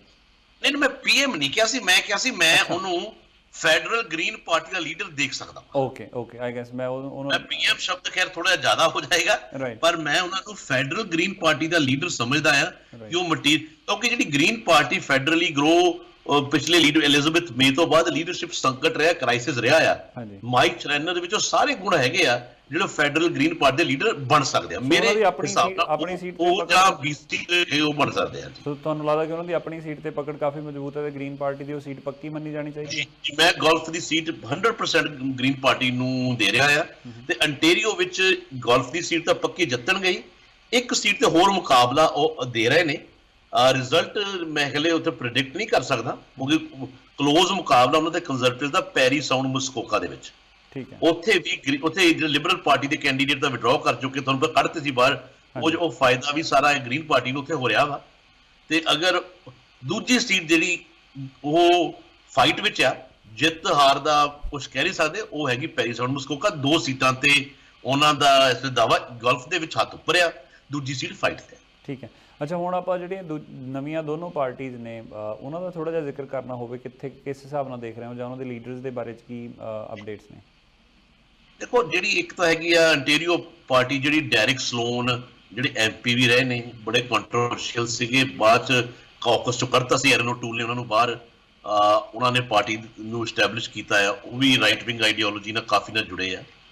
ਉਹ ਆ ਦੂਜੇ ਜਿਮ ਕਰਹਾਲਸ ਜਿਹੜੇ ਨਿਊ ਬਲੂ ਪਾਰਟੀ ਹੈਗੀ ਆ, ਉਹਨੂੰ ਬਣਾਇਆ। ਜਿਮ ਕਰਹਾਲਸ ਪਾਰਟੀ ਦੇ ਐਗਜ਼ੈਕਟਿਵ ਰਹੇ ਕਿਸੇ ਟਾਈਮ, ਉਹਨਾਂ ਦੇ ਪਤਨੀ if I'm not wrong MPP ਵੀ ਹੈ ਜਾਂ ਲੜੇ ਆ, ਮੈਨੂੰ ਹੁਣ ਯਾਦ ਨਹੀਂ ਆ ਰਿਹਾ, ਨੋਮੀਨੇਸ਼ਨ ਲੜੇ ਸੀ ਆਈ ਥਿੰਕ ਕੁਝ। ਉਹਨਾਂ ਦੇ ਪਤਨੀ ਵੀ ਕਹਿੰਦੇ ਦੇ ਪਾਰਟੀ 'ਚ ਐਸਟੈਬਲਿਸ਼ਮੈਂਟ ਵਿੱਚ ਰਹੇ ਆ ਸਰਗਰਮ ਜਿਮ ਕਰਹਾਲਸ ਦੇ, ਤੇ ਉਹ ਵੀ ਜਿਹੜੀ ਅਲਟਰਾ ਰਾਈਟ ਵਿੰਗ ਆਈਡੀਓਲੋਜੀ ਆ ਉਹਨੂੰ ਪ੍ਰਮੋਟ ਕਰਦੇ ਆ। ਜੇ ਸਰਵੇਖਣ ਆ ਰਹੇ ਹਰਜਿੰਦਰ ਜੀ, ਬਹੁਤ ਲੋਕ ਗੱਲ ਨਹੀਂ ਕਰ ਰਹੇ। ਬਹੁਤ ਸਰਵੇਖਣ ਦੇ ਵਿੱਚ ਉਹ ਗ੍ਰੀਨ ਪਾਰਟੀ ਦੀ ਜਿੰਨੇ ਹੀ ਪੋਲ ਕਰ ਰਹੇ, ਅੱਜ ਮੈਂ ਮੇਨ ਸਟਰੀਟ ਰਿਸਰਚ ਦਾ ਪੋਲ ਦੇਖਿਆ, ਦੋਨੋਂ ਪਾਰਟੀਆਂ 7.5% ਤੇ ਪੋਲ ਕਰ ਰਹੀਆਂ ਪ੍ਰੋਵਿੰਸ਼ਲੀ। ਅੱਛਾ, ਸੋ ਮੈਂ ਮੰਨਦਾ ਕਿ ਗੱਲ ਨਹੀਂ ਕਰ ਰਹੇ, ਪਰ ਜਿਹੜੀ ਇਹ ਪਾਰਟੀ ਅਦਰਸ ਨਹੀਂ ਲਿਆਉਣਾ ਚਾਹੀਦਾ। ਹੁਣ ਸਮਾਂ ਆ ਗਿਆ, ਅਗਰ ਕੋਈ ਵੀ ਪਾਰਟੀ 3-4% ਪੋਲ ਕਰਦੀ ਆ ਪ੍ਰੋਵਿੰਸ਼ਲੀ, 4% ਤੋਂ ਬਾਅਦ ਤਾਂ ਫੈਡਰਲ ਚੋਣਾਂ ਵਿੱਚ ਵੀ ਤੁਹਾਨੂੰ ਪਤਾ ਲੀਡਰ ਨੂੰ ਡਿਬੇਟ ਵਿੱਚ ਸੱਦਣ ਦੀ ਪ੍ਰੋਵੀਜ਼ਨ ਹੈਗੀ ਆ ਜੇ ਅਗਰ ਪੋਲ ਕਰਦਾ ਹੋਵੇ। ਹਾਂਜੀ ਸੋ ਅਗਰ ਉਹ ਇੰਨਾ ਪੋਲ ਕਰਦੇ ਆ, ਕਿਹੜੀ ਪਾਰਟੀ ਕਰਦੀ ਹੈ? ਇੰਟੀਰੀਓ ਪਾਰਟੀ ਹੈ, ਨਿਊ ਬਲੂ ਪਾਰਟੀ ਕਿਹੜੀ ਆ? ਉਹ ਅਦਰਸ ਦੀ ਜਗ੍ਹਾ ਪਾਰਟੀ ਦਾ ਨਾਮ ਆ ਜਾਣਾ ਚਾਹੀਦਾ ਆ। ਤੇ ਉਹ ਅਗਰ ਜੀ ਦੇਖੋ, ਜੇਕਰ 7-8% ਵੋਟ ਲੈ ਜਾਂਦੀ ਆ, ਬਹੁਤ ਵੱਡੀ ਪ੍ਰਤੀਸ਼ਤ ਹੁੰਦੀ 7-8%। ਹਾਂਜੀ ਮੈਨੂੰ ਸਟਿਲ ਡਾਊਟ ਹੈ ਕਿ ਇੰਨੀ ਲੈ ਕੇ ਜਾਣਗੇ। ਉਸ ਅਖੀਰ ਵਿੱਚ ਕਿਉਂ ਪਿਛਲੀ ਵਾਰੀ PPP ਦਾ ਬਰੌਲਾ ਸੀਗਾ 8% ਲੈ ਕੇ ਜਾਊਗੀ, ਪਰ ਅਖੀਰ ਵਿੱਚ ਉਨੀ ਪਈ ਨਹੀਂ ਸੀਗੀ। ਸੋ ਉਹਨਾਂ ਦੀ ਫਾਈਨਲ ਕਿੰਨੀ ਵੋਟ ਪੈਂਦੀ ਹੈ ਉਹ ਦੇਖਣ ਵਾਲੀ ਗੱਲ ਹੋਏਗੀ। ਪਰ ਹਾਂ, ਜਿਹੜੇ ਪੋਲੀਟੀਕਲ ਜਿਹੜੇ ਪੰਡਿਤਸ ਨੇ ਜਾਂ ਪੋਲਿਟਿਕਸ ਨੂੰ ਫੋਲੋ ਕਰਦੇ ਆ, ਉਹਨਾਂ ਦਾ ਧਿਆਨ ਜ਼ਰੂਰ ਆਪਣੇ ਨਾਲ ਖਿੱਚ ਰਹੀ ਹੈ। ਤੇ ਕਈ ਹਲਕਿਆਂ ਦੇ ਵਿੱਚ ਜਿੱਥੇ ਕਲੋਜ਼ ਫਾਈਟ ਆ, ਜਿੱਥੇ ਫਰਕ ਕੁਝ ਸੈਂਕੜੇ ਦਾ ਰਹਿ ਸਕਦਾ ਹੈ, ਜਿੱਥੇ ਕੰਜ਼ਰਵੇਟਿਵ ਪਾਰਟੀ ਸਖਤ ਫਾਈਟ ਵਿੱਚ ਹੈ, ਉੱਥੇ ਉਹ ਨਤੀਜੇ ਸ਼ਿਫਟ ਕਰਨ ਦੀ ਕਾਬਲੀਅਤ ਰੱਖਦੇ ਆ। ਇਹ ਜਿਹੜੀ ਪਾਰਟੀਆਂ ਹੈਗੀਆਂ ਆ, ਅਗਰ ਉਹ 7-8% ਪੋਲ ਕਰ ਦਿੰਦੇ ਆ, ਸੋ ਇਹ ਨੰਬਰ ਸਾਨੂੰ ਕਲੋਜ਼ਲੀ ਵਾਚ ਕਰਨਾ ਪਏਗਾ। ਰਾਈਟ। ਸੋ ਦੋਸਤੋ, ਇੱਕ ਵਾਰੀ ਫਿਰ ਦੱਸ ਦਿੰਦੇ ਹਾਂ ਕਿ ਹਰਜਿੰਦਰ ਗਿੱਲ ਸ਼ੋਅ ਦੇ ਵਿੱਚ ਸਾਡੇ ਨਾਲ ਗੁਰਸ਼ਰਨ ਬੋਬੀ ਸਿੱਧੂ ਹੋ ਰਹੀਆਂ ਸੀ। ਅੱਜ ਦੀ ਜਿਹੜੀ ਸਾਡੀ ਗੱਲਬਾਤ ਹੈ ਉਹ ਓਨਟਾਰੀਓ ਇਲੈਕਸ਼ਨ ਦੇ ਨਾਲ ਸੰਬੰਧਿਤ ਤੁਹਾਡੇ ਤੱਕ ਪਹੁੰਚਦੀ ਕਰ ਰਹੇ ਹਾਂ। ਤੇ ਹੁਣ ਤੱਕ ਜਿਹੜੀ ਅਸੀਂ ਗੱਲ ਕੀਤੀ ਹੈ, ਜਿਹਦੇ ਵਿੱਚ ਇਹਨਾਂ ਇਲੈਕਸ਼ਨਸ ਦੇ ਵਿੱਚ ਸਾਰੀਆਂ ਮੇਜਰ ਪਾਰਟੀਜ਼ ਦੇ ਲੀਡਰਸ ਦੀ ਪੋਜੀਸ਼ਨ ਕਿਸ ਤਰੀਕੇ ਦੇ ਨਾਲ, ਸੋ ਬੜਾ ਕੰਫਰਟੇਬਲੀ ਲੱਗ ਰਿਹਾ ਕਿ ਸਾਰੇ ਦੇ ਸਾਰੇ ਲੀਡਰਸ ਜਿਹੜੇ ਨੇ ਆਪੋ ਆਪਣੀਆਂ ਸੀਟਸ ਜਿੱਤਣ ਦੇ ਲਈ ਕਾਫੀ ਜ਼ਿਆਦਾ ਉਹਨਾਂ ਨੂੰ ਚਾਂਸਿਸ ਲੱਗ ਰਹੇ ਨੇ। ਸੋ ਕਿਸੇ ਨੂੰ ਬਹੁਤਾ ਜ਼ਿਆਦਾ ਕੋਈ ਰਿਸਕ ਨਹੀਂ ਲੱਗ ਰਿਹਾ। ਮੈਂ ਸਟੀਵਨ ਡੈਲ ਡੂਕਾ ਨੂੰ ਮੁਕਾਬਲੇ 'ਚ ਕਹਿ ਰਿਹਾ, ਬਾਕੀ ਦੋਨੋਂ ਕੰਫਰਟੇਬਲ ਹੈ। ਸਟੀਵਨ ਡੈਲ ਡੂਕਾ ਹੋਣ ਵਾਲੀ ਤੁਸੀਂ ਕਹਿ ਰਹੇ ਹੋ ਕਿ ਉਹ ਕਲੋਜ਼ ਹੋ ਸਕਦੀ ਹੈ ਫਾਈਟ? ਹਾਂਜੀ, ਉਹ ਮੁਕਾਬਲਾ ਆ। ਅੱਛਾ, ਜਿੱਤ ਸਕਦੇ ਆ। ਮੈਂ ਨਹੀਂ ਕਹਿੰਦਾ ਕਿ ਜਿੱਤਣਗੇ ਨਹੀਂ, ਇਸ ਵੇਲੇ ਹੋ ਸਕਦਾ ਥੋੜੇ ਹੱਥ ਵੀ ਉੱਪਰ ਹੋਵੇ, ਪਰ ਬਾਕੀ ਦੋਨੋਂ ਕੰਫਰਟੇਬਲ ਹੈ। ਇਹਨਾਂ ਨੂੰ ਮੈਂ ਸਖਤ ਫਾਈਟ ਸਮਝਦਾ। ਬਾਕੀ ਦੋਨਾਂ ਨੂੰ ਛੱਡ ਕੇ ਜਿਹੜੀ ਬਲੂ ਐਂਡ ਓਨਟਾਰੀਓ ਵਾਲੀ ਪਾਰਟੀ ਦੱਸਿਆ ਤੁਸੀਂ, ਉਹਨਾਂ ਦੇ ਲੀਡਰਸ ਦੀ ਪੋਜੀਸ਼ਨ ਕਿਸ ਤਰ੍ਹਾਂ ਦੀ ਹੈ? ਕੋਈ ਉਹ ਆਪੋ ਆਪਣੀਆਂ ਸੀਟਸ ਜਿੱਤਣਗੇ ਜਾਂ ਕਿਸ ਤਰ੍ਹਾਂ? ਡੈਰਿਕ ਸਟੋਨ ਤਾਂ ਲੜ ਨਹੀਂ ਲੈ, ਜਿਮ ਕਰਹਾਲਸ ਹੁਣ ਮੈਨੂੰ ਪਤਾ ਨਹੀਂ ਉਹ ਲੜਿਆ ਕਿ ਕੈਂਬਰਿਜ ਦੇ ਲੜਿਆ ਰਹੇ ਕਿ ਨਹੀਂ, ਮੈਨੂੰ ਦੇਖੋ ਮਾਫੀ ਮੰਗਦਾ, ਜਾਣਕਾਰੀ ਨਹੀਂ, ਉਹ ਇਲੈਕਸ਼ਨ ਲੜਿਆ ਆ। ਪਰ ਹਾਂ, ਗ੍ਰੀਨ ਪਾਰਟੀ ਦੇ ਲੀਡਰ ਕੰਫਰਟੇਬਲੀ ਜਿੱਤ ਜਾਣਗੇ। ਸੋ 3 ਪਾਰਟੀ ਦੇ ਲੀਡਰ ਜਿੱਤ ਰਹੇ ਨਜ਼ਰ ਆ ਰਹੇ ਆ, ਚੌਥਾ ਵੀ ਜਿੱਤ ਸਕਦੇ ਨੇ। ਠੀਕ ਹੈ। ਤੇ ਉਹ ਪਰ ਸਰਟਨਟੀ ਤਾਂ ਨਹੀਂ ਕਹਿ ਸਕਦੇ, ਕਿਉਂਕਿ ਉੱਥੇ ਮੁਕਾਬਲਾ ਕਾਫੀ ਬਹੁਤ ਸਖਤ ਮੁਕਾਬਲਾ ਹੈ ਉਸ ਜਿਹੜੀ ਵੌਨ ਵੁਡਬ੍ਰਿਜ ਰਾਈਡਿੰਗ। ਰਾਈਟ। ਸੋ ਹੁਣ ਅਗਲੇ ਹਿੱਸੇ ਦੇ ਵਿੱਚ ਆਪਾਂ ਬਾਬੂ ਜੀ ਗੱਲ ਕਰੀਏ ਥੋੜਾ ਜਿਹਾ ਬਰੈਂਪਟਨ ਦੇ ਨੇੜੇ ਤੇੜੇ ਦੇ ਜਿਹੜੇ ਸ਼ਹਿਰ ਹੈ ਸਾਡੇ, ਮਿਸੀਸਾਗਾ ਜਾਂ ਕੈਲਡਨ ਵਾਲੀ ਸਾਈਡ ਤੇ ਕੋਈ ਜਿਹੜੀਆਂ ਮੇਜਰ ਇਹੋ ਜਿਹੀਆਂ ਰਾਈਡਿੰਗਸ ਜਿੱਥੇ ਤੁਸੀਂ ਲੱਗਦਾ ਕਿ ਸਾਡੀ ਜਿਵੇਂ ਮਿਸੀਸਾਗਾ ਦੀਆਂ 2-3 ਰਾਈਡਿੰਗਸ ਆਫ ਕੋਰਸ ਉਹਨਾਂ ਦਾ ਜ਼ਿਕਰ ਜ਼ਰੂਰ ਛੇੜਨਾ ਚਾਹੀਦਾ। ਜੀ ਦੇਖੋ, ਮੈਂ ਪਹਿਲਾਂ ਮਿਲਟਨ ਦਾ ਵੀ ਕਰ ਲੈਣਾ। ਪਰਮਗਿਲ ਉੱਥੋਂ ਮੰਤਰੀ ਨੇ, ਸਾਡੇ ਭਾਈਚਾਰੇ ਨਾਲ ਸੰਬੰਧਿਤ ਆ। ਹਾਂਜੀ। ਮਿਲਟਨ ਦੇ ਵਿੱਚ ਜੋ ਇਸ ਵੇਲੇ ਆ ਰਹੇ ਨੇ ਪ੍ਰੋਜੈਕਸ਼ਨ, ਚਾਹੇ ਉਹ ਮੇਨ ਸਟਰੀਟ ਦਾ ਹੋਵੇ, ਚਾਹੇ 338 ਹੋਵੇ, ਚਾਹੇ ਟੋਰਾਂਟੋ ਸਟਾਰ ਸਿਗਨਲ ਦਾ ਹੋਵੇ। ਦੇਖੋ, ਮੈਂ ਹਰਜਿੰਦਰ ਜੀ ਕੋਈ ਵੀ ਗੱਲ ਆਪਣੇ ਮਨੋਂ ਨਹੀਂ ਜੋੜਦਾ ਹੁੰਦਾ, ਨਾ ਮੈਨੂੰ ਆਦਤ ਹੈ। ਮੈਂ ਜੋ ਅੰਕੜੇ ਉਹਨੂੰ ਸਾਂਝਾ ਕਰਦਾ ਹੁੰਦਾ ਵਾ। ਹਾਂਜੀ। ਉੱਥੇ ਮਿਲਟਨ ਦੇ ਵਿੱਚ ਇਹ ਤਿੰਨੋਂ ਪ੍ਰੋਜੈਕਸ਼ਨ ਜਿਹੜੇ ਹੈਗੇ ਆ, ਉਸ ਰਾਈਡਿੰਗ ਨੂੰ ਟਾਸ ਅਪ ਕਹਿ ਰਹੇ ਆ। ਭਾਵ ਕਿ ਉੱਥੇ ਲਿਬਰਲ ਤੇ ਕੰਜ਼ਰਵੇਟਿਵ ਪਾਰਟੀ ਬੜੇ ਸਖਤ ਮੁਕਾਬਲੇ ਦੇ ਵਿੱਚ। ਅੱਛਾ। ਉਹ ਇੱਕ ਰਾਈਡਿੰਗ ਆ, ਉਹੋ ਜਿਹੀ ਰਾਈਡਿੰਗ ਹੈ ਜਿੱਥੇ NDP ਕਿੰਨੀ ਵੋਟ ਲੈਂਦੀ ਹੈ ਤੇ ਉਹ ਜਿਹੜੀਆਂ ਅਦਰਸ ਵਿੱਚ ਆ ਕੈਟਾਗਰੀ, ਉਹ ਕਿੰਨੀਆਂ ਵੋਟ ਲੈਂਦੇ ਆ, ਉਹ ਡੈਫੀਨਿਟਲੀ ਮੈਟਰ ਕਰੇਗਾ। ਸੋ ਉਹ ਇੰਨੀ ਉੱਥੇ ਬਹੁਤ ਸਖਤ ਫਾਈਟ ਦੱਸੀ ਜਾ ਰਹੀ ਹੈ ਤੇ ਦੋਨੋਂ ਤਰ੍ਹਾਂ ਚੋਂ ਕੋਈ ਵੀ ਜਿੱਤ ਸਕਦਾ ਹੈ। ਠੀਕ ਹੈ। ਹੁਣ ਤੁਸੀਂ ਅਗਾਂਹ ਮਿਸੀਸਾਗਾ ਵਿੱਚ ਆਓ। ਮਿਸੀਸਾਗਾ ਦੀ ਜਿਹੜੀਆਂ 6 ਰਾਈਡਿੰਗਸ ਹੈਗੀਆਂ ਆ, ਪਹਿਲਾਂ ਕੈਲਡਨ ਦੀ ਇੱਕ ਰਾਈਡਿੰਗ ਹੈ, ਉੱਥੇ ਤਾਂ ਕੰਜ਼ਰਵੇਟਿਵ ਪਾਰਟੀ ਨੂੰ ਕੋਈ ਖਤਰਾ ਨਹੀਂ ਹੈਗਾ। ਸੋ ਉਹ ਤਾਂ ਆਪਾਂ ਬਿਲਕੁਲ ਆਊਟ ਆਫ ਇਕੁਏਸ਼ਨ ਕੱਢ ਹੀ ਲਈਏ ਬਾਹਰ, ਉਹ ਕੰਜ਼ਰਵੇਟਿਵ ਪਾਰਟੀ ਦਾ ਗੜ੍ਹ ਆ। ਹੁਣ ਜੇਕਰ ਆਪਾਂ ਮਿਸੀਸਾਗਾ ਦੀ ਗੱਲ ਕਰਦੇ, 6 ਰਾਈਡਿੰਗਸ ਆ। ਹਾਂਜੀ। ਦੇਖੋ, ਮਿਸੀਸਾਗਾ ਦੇ ਵਿੱਚ ਬਰੈਂਪਟਨ ਨਾਲ ਫਰਕ ਇਹ ਹੈ ਕਿ ਮਿਸੀਸਾਗਾ 'ਚ NDP ਦਾ ਆਧਾਰ ਓਨਾ ਨਹੀਂ ਜਿੰਨਾ ਕਿ ਬਰੈਂਪਟਨ ਦੇ ਵਿੱਚ ਹੈਗਾ ਆ। ਠੀਕ ਹੈ। ਮਿਸੀਸਾਗਾ 'ਚ ਮੁਕਾਬਲਾ ਜ਼ਿਆਦਾਤਰ ਕੰਜ਼ਰਵੇਟਿਵ ਪਾਰਟੀ ਤੇ ਲਿਬਰਲ ਪਾਰਟੀ ਦਾ ਹੈ। ਪ੍ਰੋਜੈਕਸ਼ਨ ਜ਼ਿਆਦਾਤਰ ਕੰਜ਼ਰਵੇਟਿਵ ਪਾਰਟੀ ਨੂੰ ਹਰ ਹਲਕੇ 'ਚ ਉੱਪਰ ਰੱਖ ਰਹੇ ਆ। ਮਿਸੀਸਾਗਾ ਲੇਕ ਸ਼ੋਰ ਦੇ ਵਿੱਚ ਟਾਸ ਅਪ ਦੱਸਿਆ ਜਾ ਰਿਹਾ ਕਿ ਕੋਈ ਵੀ ਜਿੱਤ ਸਕਦਾ। ਜ਼ਿਆਦਾ ਪ੍ਰੋਜੈਕਸ਼ਨ ਹੁਣ ਇਹ ਹੋਣ ਲੱਗ ਪਏ ਆ ਕਿ ਦੋਨਾਂ ਦਾ ਮੁਕਾਬਲਾ ਮਿਸੀਸਾਗਾ ਲੇਕ ਸ਼ੋਰ ਦੇ ਵਿੱਚ ਕੋਈ ਵੀ ਜਿੱਤ ਸਕਦਾ, ਲਿਬਰਲ ਜਾਂ ਕੰਜ਼ਰਵੇਟਿਵ। ਬਾਕੀ ਹਲਕਿਆਂ 'ਚ ਵੀ ਫਰਕ ਕੋਈ ਜ਼ਿਆਦਾ ਨਹੀਂ ਹੈਗਾ। ਹੁਣ ਮਿਸੀਸਾਗਾ ਮਾਲਟਨ ਦੇ ਵਿੱਚ ਕੁਝ ਪ੍ਰੋਜੈਕਸ਼ਨ ਤਰਕੋਣੀ ਫਾਈਟ ਦੱਸ ਰਹੇ ਆ ਕਿ ਤਿੰਨੋਂ ਧਿਰਾਂ ਕੰਜ਼ਰਵੇਟਿਵ ਨੂੰ ਲੀਡ ਆ, ਪਰ ਬਾਕੀ ਲਿਬਰਲ ਤੇ NDP ਵੀ ਕਲੋਜ਼ ਮੁਕਾਬਲੇ 'ਚ ਆ। ਤੇ ਇੱਕ ਪ੍ਰੋਜੈਕਸ਼ਨ ਦੇ ਪਰ ਬਾਕੀ ਜਿਹੜੇ ਪ੍ਰੋਜੈਕਸ਼ਨ ਉੱਥੇ ਦੱਸ ਰਿਹਾ ਕਿ ਕੰਜ਼ਰਵੇਟਿਵਸ ਕੋ ਸਲਾਈਟ ਲੀਡ ਆ, ਤੇ ਲਿਬਰਲ ਦੂਜੇ ਤੇ NDP ਪਿੱਛੇ ਆ। ਸੋ ਜਿਹੜੀ ਮਿਸੀਸਾਗਾ ਸਟਰੀਟਸ ਵਿਲ ਆ, ਉਹਦੇ ਵਿੱਚ ਵੀ ਕੰਜ਼ਰਵੇਟਿਵ ਪਾਰਟੀ ਨੀਨਾ ਤਾਂਗੜੀ ਉੱਤੇ ਦਿਖਾਈ ਜਾ ਰਹੇ ਆ, ਪਰ ਲਿਬਰਲ ਪਾਰਟੀ ਜ਼ਿਆਦਾ ਪਿੱਛੇ ਨਹੀਂ, ਪਰ ਉਹ ਪਿੱਛੇ ਹੈਗੀ ਹੈ। ਸੋ ਮਿਸੀਸਾਗਾ ਦੇ ਵਿੱਚ ਇਹ ਰਾਈਡਿੰਗਸ ਜਿਹੜੀਆਂ ਹੈਗੀਆਂ ਆ, ਮਿਸੀਸਾਗਾ ਐਰਨ ਮਿਲਸ ਹੋ ਗਈ, ਮਿਸੀਸਾਗਾ ਸੈਂਟਰ ਹੋਈ, ਇਹ ਮਿਸੀਸਾਗਾ ਸੈਂਟਰ ਦੇ ਵਿੱਚ ਵੀ ਬੜਾ ਘੱਟ ਫਰਕ ਦੱਸਿਆ ਜਾ ਰਿਹਾ ਆ ਕੰਜ਼ਰਵੇਟਿਵਸ ਤੇ ਲਿਬਰਲ ਦੇ ਵਿੱਚ। ਉਹ ਵੀ ਇੱਕ ਰਾਈਡਿੰਗ ਹੈ ਜਿਹੜੀ ਕਿ ਕੱਲ ਜਿਹੜੀ ਕਲੋਜ਼ਲੀ ਵਾਚ ਕਰਨ ਵਾਲੀ ਹੋਏਗੀ। ਉੱਥੇ ਤੁਹਾਨੂੰ ਪਤਾ ਐਥਨਿਕ ਭਾਈਚਾਰੇ ਖਾਸ ਕਰਕੇ ਪਾਕਿਸਤਾਨੀ ਭਾਈਚਾਰੇ ਦੀ ਵੋਟ ਖਾਸੀ ਹੈਗੀ ਉਸ ਹਲਕੇ ਦੇ ਵਿੱਚ। ਠੀਕ ਹੈ। ਤੇ ਉਹ ਜੇ ਉਹਨਾਂ ਦੇ ਇਤਿਹਾਸ ਨੂੰ ਦੇਖੀਏ ਟ੍ਰੈਡੀਸ਼ਨਲੀ ਉਹ ਲਿਬਰਲ ਨੂੰ ਵੋਟ ਪਾਉਂਦੇ ਆ ਬਲਾਕ। ਮਿਲਟਨ 'ਚ ਵੀ ਸੇਮ ਥਿੰਗ ਹੀ ਹੈਗੀ ਹੈ। ਸੋ ਉਹ ਡੈਮੋਗ੍ਰਾਫਿਕ ਜਿਹੜੀ ਸਪੈਸੀਫਿਕਲੀ ਉਹ ਮੈਂ ਤਾਂ ਮੈਂਸ਼ਨ ਕਰ ਰਿਹਾ ਵਾਂ। ਸੋ ਮਿਸਾਗਾ 'ਚ ਉਹ ਕਿੰਨੀ ਵੋਟ, ਇਹ ਹਰਜਿੰਦਰ, ਇਹ ਸਾਰੀਆਂ ਗੱਲਾਂ ਇੱਥੇ ਨਿਰਭਰ ਕਰੇਗਾ ਵੋਟ ਕਿੰਨੀ ਨਿਕਲਦੀ ਹੈ, ਕਿਹੜੀ ਡੈਮੋਗ੍ਰਾਫਿਕ ਜ਼ਿਆਦਾ ਪਾਰਟੀਸਪੇਟ ਕਰਦੀ ਹੈ, ਜਿਹੜੇ ਸਪੋਇਲਰਸ ਨੇ ਜਿਵੇਂ ਨਿਊ ਬਲੂ ਪਾਰਟੀ ਆ ਉਹ ਕਿੰਨੀ ਵੋਟ ਲੈਂਦੀ ਹੈ, NDP ਤੇ ਲਿਬਰਲ ਦੀ ਵੋਟ ਕਿੰਨੀ ਸਪਲਿਟ ਹੁੰਦੀ ਆ। ਇਹ ਸਾਰੀਆਂ ਗੱਲਾਂ ਮੈਟਰ ਕਰਨਗੀਆਂ। ਪਰ ਅਨੁਮਾਨ ਇਹੀ ਆ ਕਿ ਜ਼ਿਆਦਾ ਸੀਟਾਂ 'ਚ ਕੰਜ਼ਰਵੇਟਿਵ ਪਾਰਟੀ ਉੱਤੇ ਆ, ਉਹ ਜਿੱਤ ਸਕਦੀ ਆ। ਮਿਸਾਗਾ ਲੇਕ ਸ਼ੋਰ ਟੌਸ ਅਪ ਆ। ਬਾਕੀ ਸੀਟਾਂ 'ਚ ਹਾਲਾਂਕਿ ਮੁਕਾਬਲਾ ਬਹੁਤ ਕਲੋਜ਼ ਹੁੰਦਾ ਜਾ ਰਿਹਾ ਆ, ਪਰ ਉਹ ਲਿਬਰਲ ਪਾਰਟੀ ਦੀ ਸਪੋਰਟ ਕਿਤੇ ਨਾ ਕਿਤੇ ਸਟਾਲ ਹੋ ਗਈ। ਹੁਣ ਅਗਲੇ ਦਿਨਾਂ ਦੇ ਵਿੱਚ ਉਹ ਅਗਰ ਤਾਂ ਉਭਾਰ ਉਹਨਾਂ ਦਾ ਆਉਂਦਾ 30% ਤੋਂ ਉੱਪਰ, ਉਹ ਆਪਣਾ ਉਭਾਰ ਆ ਜਾਂਦਾ, ਉਹ ਪ੍ਰੋਵਿੰਸ਼ਲੀ ਪੋਲ ਕਰਦੇ ਆ, ਫਿਰ ਮੈਂ ਮੰਨਦਾ ਮੁਕਾਬਲਾ ਬਣ ਸਕਦਾ। ਅਗਰ ਲਿਬਰਲ ਪਾਰਟੀ 30% ਤੋਂ ਵੱਧ ਪੋਲ ਨਹੀਂ ਕਰਦੀ ਪ੍ਰੋਵਿੰਸ਼ਲੀ, ਫਿਰ ਮੈਨੂੰ ਮੁਸ਼ਕਿਲ ਲੱਗਦਾ। ਫਿਰ ਮੈਨੂੰ ਲੱਗਦਾ ਕੰਜ਼ਰਵੇਟਿਵਸ ਮੋਸਟਲੀ ਜ਼ਿਆਦਾ ਹਲਕੇ ਜਿੱਤ ਜਾਣਗੇ। ਰਾਈਟ। ਤੇ ਉਹ ਕਿਉਂਕਿ ਉਹਦੇ ਲਈ ਲਿਬਰਲ ਪਾਰਟੀ ਦੇ ਹਾਲਾਂਕਿ ਜਿਹੜੇ ਅੰਦਰੂਨੀ ਸਰਵੇ ਆ ਉਹ 'ਚ ਅੱਜ ਲਿਬਰਲ ਪਾਰਟੀ ਨੇ ਕਿਹਾ ਹੈ ਕਿ ਜੀ 20 ਸੀਟਾਂ ਇਹੋ ਜਿਹੀਆਂ ਜਿਸ 50% ਪਿੱਛੇ ਆ। ਉਹਨਾਂ 'ਚ ਮਿਸਿਸਾਗਾ ਦੀ ਰਾਈਡਿੰਗਸ ਵੀ ਹੈਗੀਆਂ ਜੋ ਮੈਨੂੰ ਜਾਣਕਾਰੀ ਹੈ, ਜੋ ਉਹਨਾਂ ਦੇ ਆਪਣੇ ਆંકੜੇ ਆ। ਤੇ ਅਗਰ ਉਹ ਸਮਝਦੇ ਕਿ ਅਗਰ ਕੁਝ ਹੋ ਸਕਦਾ 5% ਕਵਰ ਕਰ ਲਈਏ, ਅਸੀਂ ਸ਼ਾਇਦ 40 ਸੀਟਾਂ ਜਿੱਤ ਸਕਦੇ ਹਾਂ, ਉਹ ਅਨੁਮਾਨ ਲਾ ਰਹੇ। ਪਰ ਉਹਨਾਂ ਦੇ ਆਪਣਾ ਹੀ ਜਿਹੜਾ ਸਰਵੇ ਆ ਲਿਬਰਲ ਪਾਰਟੀ ਦਾ, ਉਹ 40% ਕੰਜ਼ਰਵੇਟਿਵ ਨੂੰ ਦੱਸ ਰਿਹਾ, 27 ਤੇ ਲਿਬਰਲ ਪਾਰਟੀ ਤੇ 21 ਤੇ NDP ਨੂੰ। ਉਹਨਾਂ ਦਾ ਆਪਣਾ ਸਰਵੇ ਆ ਇਹ। ਹਾਂਜੀ। ਅਗਰ ਉਹੀ 40% ਤੇ ਮੰਨ ਰਹੇ ਆ ਤੇ ਮੈਨੂੰ ਨਹੀਂ ਲੱਗਦਾ ਕਿ ਡਗ ਫੋਰਡ ਨੇ ਜ਼ਿਆਦਾ ਥੱਲੇ ਜਾਣਾ ਆ। ਕੋਈ ਇਲੈਕਸ਼ਨ ਦੇ ਬਹੁਤ ਥੋੜੇ ਦਿਨ ਰਹਿ ਗਏ ਆ। ਜਿਹੜਾ ਕੰਜ਼ਰਵੇਟਿਵ ਪਾਰਟੀ ਦਾ ਆਪਣਾ ਸਰਵੇ ਉਹਨਾਂ ਨੇ ਕੀਤਾ ਆ, ਉਹ 'ਚ ਕੰਜ਼ਰਵੇਟਿਵ ਪਾਰਟੀ 40 ਤੇ ਆ, ਲਿਬਰਲ 26 ਤੇ ਆ ਤੇ NDP 23 ਤੇ ਆ। ਤੇ ਹੁਣ ਕੁਝ ਇੱਕ ਸਰਵੇ ਆਏ ਆ ਜਿਹਦੇ ਵਿੱਚ ਉਹ ਲਿਬਰਲ ਪਾਰਟੀ ਉੱਪਰ ਜਾਣ ਦੀ ਜਗ੍ਹਾ ਕਿ ਉਹ 27, 28 ਤੋਂ 30 ਦੀ ਜਗ੍ਹਾ ਜਾਵੇ, ਉਹ 25, 26 ਤੇ ਮੁੜਦੀ ਨਜ਼ਰ ਆ ਰਹੀ ਆ। ਤੇ NDP 21, 22 ਤੋਂ ਪਹੁੰਚ ਕੇ ਮੁੜ ਕੇ 24, 25 ਤੇ ਆ ਗਈ ਆ। ਸੋ ਲਿਬਰਲ ਪਾਰਟੀ ਦਾ ਜਿਹੜਾ ਮੋਮੈਂਟਮ ਉੱਪਰ ਨੂੰ ਜਾਣਾ ਚਾਹੀਦਾ ਸੀ, ਉਹ ਕਿਤੇ ਸਟਾਲ ਹੋਇਆ ਲੱਗਦਾ ਹੈ। ਤੇ NDP ਜਿਹੜੀ ਲੱਗਦਾ ਸੀ ਕਿ ਬਿਲਕੁਲ ਡਾਊਨ ਫਾਲ ਵੱਲ ਜਾ ਰਹੀ ਹੈ, ਉਹਨਾਂ ਨੇ ਆਪਣੀ ਡਾਊਨ ਸਲਾਈਡ ਰੋਕ ਲਈ ਆ ਤੇ ਉਹਨਾਂ ਨੇ ਥੋੜਾ ਜਿਹਾ ਰੀਬਾਉਂਡ ਕੀਤਾ ਆ। ਪਰ ਉਹ ਦੋਨੋਂ ਪਾਰਟੀਆਂ ਜਿਸ ਤਰ੍ਹਾਂ ਉਹਨਾਂ ਦਾ ਸਪਲਿਟ ਹੋ ਰਿਹਾ ਆ, ਉਹ ਫਾਇਦਾ ਸਿੱਧੇ ਤੇ ਸਿੱਧਾ ਕੰਜ਼ਰਵੇਟਿਵ ਪਾਰਟੀ ਦਾ ਹੋ ਰਿਹਾ ਇਸ ਵੇਲੇ। ਰਾਈਟ। ਅੱਛਾ, ਜੇ ਇੱਕ ਵਾਰੀ ਦੁਬਾਰਾ ਅਸੀਂ ਮਿਸਿਸਾਗਾ ਮਾਲਟਨ ਰਾਈਡਿੰਗ ਦਾ ਜ਼ਿਕਰ ਕਰਨਾ ਹੋਵੇ, ਉੱਥੋਂ ਜੇ ਆਪਾਂ ਵਸੀਮ ਅਹਿਮਦ ਹੋਰਾਂ ਦੀ ਗੱਲ ਕਰੀਏ NDP ਪਾਰਟੀ ਤੋਂ, ਆਪਣੇ ਦੀਪਕ ਆਨੰਦ ਹੋਰੀ ਉਹਨਾਂ ਦੀ ਗੱਲ ਕਰੀਏ PC ਤੋਂ, ਤੇ ਅਮਨ ਗਿੱਲ ਹੋਰੀ ਲਿਬਰਲ ਪਾਰਟੀ ਤੋਂ, ਉਹ ਕਾਫੀ ਕਲੋਜ਼ਲੀ ਕਮਿਊਨਿਟੀ ਦੀਆਂ ਨਜ਼ਰਾਂ ਉਸ ਰਾਈਡਿੰਗ ਤੇ ਵੀ ਲੱਗੀਆਂ ਹੋਈਆਂ ਨੇ। ਪਿਛਲੇ ਦਿਨੀ ਕੁਝ ਗੱਲਾਂ ਬਾਤਾਂ ਡਿਸਕਸ਼ਨ ਜਦੋਂ ਹੋਈਆਂ ਤਾਂ ਉੱਥੇ ਦੀਪਕ ਆਨੰਦ ਹੋਰਾਂ ਦੀ, ਕਿਉਂਕਿ ਉਹ ਆਲਰੇਡੀ ਉੱਥੇ 4 ਸਾਲ ਦੀ ਜਿਹੜੀ ਆਪਣੀ ਟਰਮ MPP ਦੇ ਤੌਰ ਦੇ ਉੱਤੇ ਨਿਭਾ ਚੁੱਕੇ ਨੇ ਤੇ ਕਾਫੀ ਵਧੀਆ ਉਹਨਾਂ ਨੇ ਆਪਣਾ ਨੈਟਵਰਕ ਵੀ ਬਣਾਇਆ ਹੋਇਆ। ਪਰ ਨਾਲ ਦੀ ਨਾਲ ਜਿਹੜੀ ਕੈਂਪੇਨ ਦੀ ਜੇ ਗੱਲ ਕਰੀਏ ਤਾਂ ਅਮਨ ਗਿੱਲ ਹੋਰਾਂ ਦਾ ਕੈਂਪੇਨ ਬੜਾ ਸਟਰੋਂਗ ਮੰਨਿਆ ਜਾਂਦਾ, ਔਰ ਖਾਸ ਤੌਰ ਦੇ ਉੱਤੇ ਬੈਕਅਪ ਦੇ ਤੌਰ ਦੇ ਉੱਤੇ ਨਵਦੀਪ ਬੈਂਸ ਹੋਰਾਂ ਦਾ ਥਾਪੜਾ ਹੈ ਉਸ ਕੈਂਪੇਨ ਨੂੰ। ਕਿਵੇਂ ਦੇਖਦੇ ਹੋ? ਨਹੀਂ ਦੇਖੋ, ਅਮਨ ਗਿੱਲ ਇੱਕ ਬੜਾ ਸੁਲਝਿਆ ਹੋਇਆ ਨੌਜਵਾਨ ਹੈ, ਪੜ੍ਹਿਆ ਲਿਖਿਆ ਨੌਜਵਾਨ ਹੈ, ਕ੍ਰੈਡੈਂਸ਼ੀਅਲ ਵੀ ਅੱਛੇ ਆ, is a good candidate definitely. ਤੇ ਉਹਨਾਂ ਦੇ ਜਿਹੜਾ ਪਿੱਛੇ ਉਹਨਾਂ ਦੇ ਨਾਲ ਜਿਹੜੇ ਸਾਥ ਦੇਣ ਵਾਲੇ ਲੋਕ ਵੀ ਪੋਲੀਟੀਕਲੀ ਤਜਰਬਾ ਰੱਖਦੇ ਨੇ, ਉਹ ਚਾਹੇ ਨਵਦੀਪ ਬੈਂਸ ਉਹਨਾਂ ਦਾ ਥਾਪੜਾ ਹੋਵੇ, ਹੋਰ ਸਾਥੀਆਂ ਦਾ ਉਹਨਾਂ ਦਾ ਹੋਵੇ, ਮੌਜੂਦਾ MP ਹੈਗੇ ਆ ਅਕਵਿੰਦਰ ਗੀਰ, ਉਹ ਸਾਰਿਆਂ ਉਹਨਾਂ ਦੇ ਨਾਲ ਸਪੋਰਟ ਦੇ ਨਾਲ ਬਹੁਤ ਮਿਹਨਤ ਕਰ ਰਹੇ ਨੇ।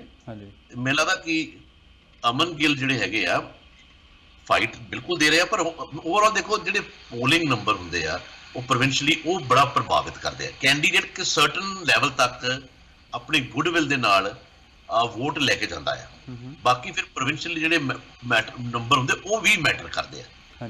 ਤੇ ਜਿਹੜੇ ਪ੍ਰੋਜੈਕਸ਼ਨ ਹਾਲੇ ਤੱਕ ਆ ਰਹੇ ਆ ਮੁਕਾਬਲਾ ਉਹ ਇੱਕ ਪ੍ਰੋਜੈਕਸ਼ਨ ਵਿੱਚ NDP ਨੂੰ ਵੀ ਕਲੋਜ਼ ਦੱਸਿਆ ਜਾ ਰਿਹਾ ਹੈ, ਪਰ ਬਾਕੀਆਂ 'ਚ ਪਿੱਛੇ ਆ। ਹੁਣ ਮੈਨੂੰ ਨਹੀਂ ਪਤਾ ਕਿਉਂਕਿ ਹਿਸਟੋਰੀਕਲੀ NDP ਨੇ ਉੱਥੇ ਅੱਛਾ ਨਹੀਂ ਕਦੀ ਜ਼ਿਆਦਾ ਕੀਤਾ। ਪਿਛਲੀ ਵਾਰੀ if I'm not wrong second ਸ਼ਾਇਦ ਆ ਗਿਆ ਸੀਗੇ, ਮੈਨੂੰ ਕਰੈਕਟ ਕਰ ਦਿਓ ਚੈੱਕ ਕਰਕੇ। ਪਰ ਪਿਛਲੀ ਵਾਰ ਦੇ ਜਿਹੜੇ ਹਾਲਾਤ ਸੀ ਟੋਟਲੀ ਡਿਫਰੈਂਟ ਸੀਗੇ। ਉਹ ਤਾਂ ਲਿਬਰਲ ਤੁਹਾਨੂੰ ਪਤਾ ਬਿਲਕੁਲ ਹਾਸ਼ੀਏ ਤੇ ਆ ਗਏ ਸੀ। ਸੋ ਪਿਛਲੀ ਇਲੈਕਸ਼ਨ ਨਾਲ ਆਪਾਂ ਕੰਪੇਅਰ ਨਹੀਂ ਕਰ ਸਕਦੇ। ਪਰ ਮਿਸਿਸਾਗਾ ਮਾਲਟਨ ਦੇ ਵਿੱਚ ਇੱਕ ਲਿਬਰਲ ਬਹੁਤ ਸਟਰੋਂਗ ਟ੍ਰੈਡੀਸ਼ਨਲ ਵੋਟ ਬੈਂਕ ਹੈਗਾ ਆ, ਤੇ ਉਹ ਲਿਬਰਲਸ ਦੀ ਸਭ ਤੋਂ ਸੇਫ ਸੀਟ ਮੰਨੀ ਜਾਂਦੀ ਰਹੀ ਹੈ ਕਿਸੇ ਟਾਈਮ। ਤੇ ਹੁਣ ਕੀ ਕਹਿੰਦੇ ਹੁੰਦੇ ਉੱਥੇ ਕਿੰਨਾ ਕੁ ਲਿਬਰਲ ਪਾਰਟੀ ਆਪਣਾ ਬੇਸ ਨੂੰ ਵਾਪਸ ਲੈ ਕੇ ਆਉਂਦੀ ਆ, ਇਹ ਦੇਖਣ ਵਾਲੀ ਗੱਲ ਆ। ਫਿਰ ਮੈਂ ਜਿਸ ਤਰ੍ਹਾਂ ਕਹਿੰਦਾ ਵੋਟਰ ਟਰਨਆਊਟ ਕਿੰਨਾ ਹੁੰਦਾ ਉਹ ਦੇਖਣ ਦੀ ਗੱਲ ਹੋਏਗੀ। ਕਿਹੜੇ ਏਰੀਏ ਤੋਂ ਪੈਂਦੀ ਹੈ। ਮਾਲਟਨ ਜਿਹੜਾ ਏਰੀਆ ਉਹ ਲਿਬਰਲ ਦਾ ਸਟਰੋਂਗ ਹੋਲਡ ਹੈ, ਬਾਕੀ ਕੁਝ ਏਰੀਆ ਕੰਜ਼ਰਵੇਟਿਵ ਦਾ ਸਟਰੋਂਗ ਹੋਲਡ ਹੈ। ਉਹ ਕਿੱਥੋਂ ਵੋਟ ਜ਼ਿਆਦਾ ਨਿਕਲਦੀ ਆ ਉਹ ਦੇਖਣ ਵਾਲਾ ਹੋਏਗਾ। ਫਿਰ ਉਹ GOTV ਗੈਟ ਆਊਟ ਦਾ ਵੋਟ ਜਿਹੜਾ ਸਟ੍ਰੈਟਜੀ ਕਿਹੜੀ ਕੰਮ ਕਰ ਗਈ, ਕਿਉਂਕਿ ਇਸ ਵਾਰ ਜੇਕਰ 50% ਵੋਟ ਪੋਲ ਨਹੀਂ ਹੁੰਦੀ, ਅਗਰ ਮੁਕਾਬਲੇ ਸਖਤ ਮੁਕਾਬਲੇ ਜਿੱਥੇ ਕਲੋਜ਼ ਮੁਕਾਬਲੇ ਆ, ਜਿਵੇਂ ਕਿ ਤੁਸੀਂ ਹੁਣ ਮਿਸਾਗਾ ਮਾਲਟਨ ਹੀ ਕਹਿ ਰਹੇ ਆ, ਤਾਂ ਉੱਥੇ ਜਿਹੜੀ ਟੀਮ ਆਪਣੀ ਵੋਟ ਕੱਢਣ ਵਿੱਚ ਜੇ ਕਾਮਯਾਬ ਹੋਏਗੀ ਉਹਨੂੰ ਫਾਇਦਾ ਹੋਏਗਾ। ਤੇ ਸੋ ਉਸ ਦੇ ਵਿੱਚ ਕਿਹੜੇ ਕੋਲ ਅੱਛੀ ਟੀਮ ਹੈ। ਦੇਖੋ ਦੀਪਕ ਆਨੰਦ ਵੀ ਬੜਾ ਸੁਲਝਿਆ ਹੋਇਆ ਕੰਪੇਨ ਰਨ ਕਰ ਰਹੇ ਆ। ਦੀਪਕ ਆਨੰਦ ਦੇ ਬਾਰੇ ਵੀ ਇਹ ਗੱਲ ਹੈਗੀ ਆ ਕਿ ਉਹ ਜਿਹਨੂੰ ਮਿਲਦੇ ਬੜੇ ਮਿੱਠ ਬੋਲੜੇ ਨੇ, ਬੜੇ ਫਰੈਂਡਲੀ ਸੁਭਾਅ ਦੇ ਆ, ਉਹਨਾਂ ਦੀ ਆਪਣੀਆਂ ਬੜੀਆਂ ਉਹਨਾਂ ਦੀ ਵੀ ਸਟਰੈਂਥ ਹੈ, ਉਹਨਾਂ ਦੀ ਟੀਮ ਵੀ ਅੱਛੀ ਉਹਨਾਂ ਕੋਲ ਹੈਗੀ ਆ। ਸੋ ਵਸੀਮ ਅਹਿਮਦ ਦੇ ਬਾਰੇ ਮੈਨੂੰ ਜ਼ਿਆਦਾ ਜਾਣਕਾਰੀ ਨਹੀਂ, ਸੋ ਮੈਂ ਉਹਦੀ ਟੀਮ ਬਾਰੇ ਟਿੱਪਣੀ ਨਹੀਂ ਕਰ ਸਕਦਾ, ਪਰ ਇਹ ਦੋਨਾਂ ਧੜਿਆਂ ਕੋਲ ਟੀਮ ਵੀ ਅੱਛੀ ਹੈ। ਸੋ ਕਿਹੜਾ ਬਾਜੀ ਮਾਰੇਗਾ ਮੈਨੂੰ ਨਹੀਂ ਪਤਾ। ਤਜਰਬੇਕਾਰ ਨੇ ਦੋਨੋਂ ਆਪਸ ਦੇ ਵਿੱਚ ਟੀਮ ਦੇ। ਬੇਸ਼ੱਕ ਅਮਨ ਗਿੱਲ ਹੋਰੀ ਪਹਿਲੀ ਵਾਰ ਪਰਫਾਰਮ ਕਰ ਰਹੇ ਨੇ ਐਜ਼ ਅ ਕੈਂਡੀਡੇਟ, ਬਟ ਉਹਨਾਂ ਦੀ ਬੈਕਅਪ ਕਾਫੀ ਲੰਬੇ ਸਮੇਂ ਤੋਂ ਪੋਲੀਟੀਕਲੀ ਐਸੋਸੀਏਟਡ ਹੋਣ ਕਾਰਨ, ਪਰ ਉਹਨਾਂ ਦਾ ਬਹੁਤ ਪੋਲੀਟੀਕਲ ਦਿੱਗਜ ਉਹਨਾਂ ਦੇ ਪਿੱਛੇ ਖੜੇ ਨੇ, ਸੋ ਮੈਂ ਉਹਨਾਂ ਨੂੰ ਲਾਈਟਲੀ ਨਹੀਂ ਲਊਂਗਾ, ਕਿਉਂਕਿ ਜਦੋਂ ਟੀਮ ਵੀ ਮੈਟਰ ਕਰਦੀ ਹੈ ਤੇ ਟੀਮ ਅੱਛੀ ਉਹਨਾਂ ਕੋਲ ਹੈਗੀ ਆ। ਸੋ ਪਰ ਅਖੀਰ ਦੇ ਵਿੱਚ ਹਰਜਿੰਦਰ ਗੱਲ ਇੱਥੇ ਆਏਗੀ ਪ੍ਰੋਵਿੰਸ਼ੀਅਲ ਪੋਲਿੰਗ ਦੇ ਵਿੱਚ। ਦੇਖੋ ਅਗਰ ਮੈਂ ਫਿਰ ਕਹਿਣਾ ਇਹ ਉਹ ਰਾਈਡਿੰਗ ਹੈ ਕਿ ਅਗਰ ਪ੍ਰੋਵਿੰਸ਼ੀਅਲੀ 30% ਤੋਂ ਉੱਤੇ ਲਿਬਰਲ ਪਾਰਟੀ ਲੈ ਕੇ ਜਾਂਦੀ ਹੈ, ਫਿਰ ਇਹ ਮਿਰਸਾਗਰ ਕੁਝ ਇੱਕ ਰਾਈਡਿੰਗਸ ਹੈ ਜਿਹੜੀਆਂ ਐਲੀਜੀਬਲ ਹੋ ਸਕਦੀ ਹੈ, ਪਰ ਅੱਜ ਦੇ ਦਿਨ ਦੇ ਵਿੱਚ ਲਿਬਰਲ ਪਾਰਟੀ 30% ਦੀ ਨਹੀਂ ਹੈਗੀ। ਸੋ ਨੰਬਰ ਇਹ ਵਾਚ ਕਰਨ ਵਾਲੇ ਆ। ਮੈਂ ਕਿਸੇ ਵੀ ਕੈਂਡੀਡੇਟ ਦੇ ਬਾਰੇ ਨਹੀਂ ਕੁਝ ਕਹਿ ਨਹੀਂ ਸਕਦਾ, ਕੈਂਡੀਡੇਟ ਸਾਰੇ ਅੱਛੇ ਆ, ਕੈਂਡੀਡੇਟ ਮਿਹਨਤ ਵੀ ਕਰ ਰਹੇ ਆ, ਮੈਂ ਕਿਸੇ ਨੂੰ ਡਿਸਹਾਰਟਨ ਵੀ ਨਹੀਂ ਕਰਨਾ ਚਾਹੁੰਦਾ, ਤੇ ਪਰ ਜਿਹੜੇ ਸੱਚਾਈ ਹੈਗੀ ਇਹ ਆ ਕਿ ਜਿਹੜਾ ਓਵਰਆਲ ਨੰਬਰ ਆ, ਮੈਂ ਲਿਬਰਲ ਪਾਰਟੀ ਦੀ 30% ਮੈਜਿਕ ਨੰਬਰ ਸਮਝਦਾ ਵਾਂ। ਅਗਰ ਉਹ 30% ਨੂੰ ਟੱਚ ਨਹੀਂ ਕਰਦੇ ਤਾਂ ਫਿਰ ਉਹ ਤੀਜੇ ਧਿਰ ਦੀ ਪਾਰਟੀ ਓਵਰਆਲ ਰਹਿ ਜਾਏਗੀ ਨੰਬਰ ਸੀਟਸ ਦੇ ਵਿੱਚ, ਮੇਰਾ ਮੰਨਣਾ ਹੈ। ਹਾਂ, ਜੇ 30% ਕ੍ਰਾਸ ਕਰਦੀ ਹੈ ਤੇ NDP 21-20 ਤੇ ਰਹਿ ਜਾਂਦੀ ਆ, ਫਿਰ Liberal party will be in strong position ਦੂਜੇ ਨੰਬਰ ਤੇ ਆਉਣ ਦੀ, ਤੇ ਨਾਲੇ ਜਿਹੜੇ ਮਿਸਿਸਾਗਾ ਦੀ ਰਾਈਡਿੰਗਸ ਉਸੇ ਗੱਲ। ਪਰ ਇਹ ਆ ਬੜਾ ਇੰਟਰਸਟਿੰਗ ਸਿਨੈਰੀਓ ਆ, ਅਗਰ ਲਿਬਰਲ ਤਕੜੀ ਥੋੜੀ ਜਿਹੀ ਹੁੰਦੀ ਤੇ ਮਿਸਿਸਾਗਾ ਜੋ ਫਾਇਦਾ ਲੈ ਸਕਦੀ ਆ, ਪਰ ਉਹਦੇ ਨਾਲ ਬਰੈਂਪਟਨ ਦੇ ਵਿੱਚ NDP ਨੂੰ ਨੁਕਸਾਨ ਹੋਏਗਾ। ਅਗਰ NDP ਜਿੱਥੇ ਹੈਗੀ ਇੱਥੇ ਰਹਿ ਜਾਂਦੀ ਜਾਂ ਥੋੜੀ ਹੋਰ ਤਕੜੀ ਹੁੰਦੀ ਆ, ਉਹ ਲਿਬਰਲ ਨੂੰ ਮਿਸਾਗਾ ਨੁਕਸਾਨ ਕਰੇਗੀ ਤੇ ਉਹ ਬਰੈਂਪਟਨ ਦੇ ਵਿੱਚ ਆਪਣੀ ਪੋਜੀਸ਼ਨ ਚੰਗੀ ਕਰ ਸਕਦੀ ਆ। ਸੋ ਹਾਲਾਤ ਇਹੋ ਜਿਹੇ ਆ ਕਿ ਕੰਜ਼ਰਵੇਟਿਵ ਪਾਰਟੀ ਨੂੰ ਨੁਕਸਾਨ ਜ਼ਿਆਦਾ ਇਸ ਲਈ ਨਹੀਂ ਹੋ ਰਿਹਾ ਕਿਉਂਕਿ ਅਗਰ ਇੱਕ ਪਾਰਟੀ ਤਕੜੀ ਹੁੰਦੀ ਦੂਜੇ ਥਾਂ ਤੋਂ ਉਹਨਾਂ ਨੂੰ ਫਾਇਦਾ ਹੁੰਦਾ, ਜੇ ਦੂਜੇ ਥਾਂ ਤੋਂ ਹੁੰਦਾ ਤੇ ਫਿਰ ਉਧਰਲੇ ਪਾਸੇ ਹੋ ਜਾਂਦਾ। ਸੋ ਇਹ ਗੱਲ ਬੜੀ ਦਿਲਚਸਪ ਹੈਗੀ ਹੈ। ਸੋ ਹੁਣ ਆਪਾਂ ਸਰ ਬਰੈਂਪਟਨ ਦੇ ਵਿੱਚ ਆ ਵੜੀਏ, ਸੈਂਟਰ ਤੋਂ ਸ਼ੁਰੂ ਕਰਦੇ ਹਾਂ। ਬਰੈਂਪਟਨ ਸੈਂਟਰ ਸਾਰਾ ਸਿੰਘ ਹੋਰੀ ਜਿਹੜੇ ਇਸ ਵੇਲੇ ਇਨਕੰਬੈਂਟ ਨੇ, ਮੌਜੂਦਾ MPP ਨੇ, ਉਹਨਾਂ ਦੀ ਟੱਕਰ ਕਿਸ ਤਰ੍ਹਾਂ ਪਿਛਲੇ ਸਮੇਂ ਜਦੋਂ ਪਿਛਲੀ ਟਰਮ ਦੀ ਗੱਲ ਕਰੀਏ ਤਾਂ ਬਹੁਤ ਘੱਟ ਮਾਰਜਨ, ਲੈਸ ਦੈਨ 100 ਵੋਟਾਂ ਦੇ ਫਰਕ ਦੇ ਨਾਲ ਉਦੋਂ ਜਿੱਤੇ ਸੀ ਉਹ। ਕਿਵੇਂ ਦੇਖਦੇ ਹੋ ਬਰੈਂਪਟਨ ਸੈਂਟਰ ਨੂੰ? ਉਹ ਸੈਰਾ ਸਿੰਘ ਡਿਪਟੀ ਲੀਡਰ ਨੇ, ਮੈਂ ਉਹਨਾਂ ਨੂੰ ਲੈਜਿਸਲੇਟਿਵ ਅਸੈਂਬਲੀ 'ਚ ਪਰਫਾਰਮ ਕਰਦੇ ਵੀ ਦੇਖਿਆ, ਬੜੇ ਕਾਬਿਲ MPP ਹਾਂ। ਕ੍ਰੈਡੈਂਸ਼ੀਅਲਸ ਉਹਨਾਂ ਦੇ ਜੇ ਦੇਖੇ ਜਾਣ ਤਾਂ credentials wise she is very strong actually.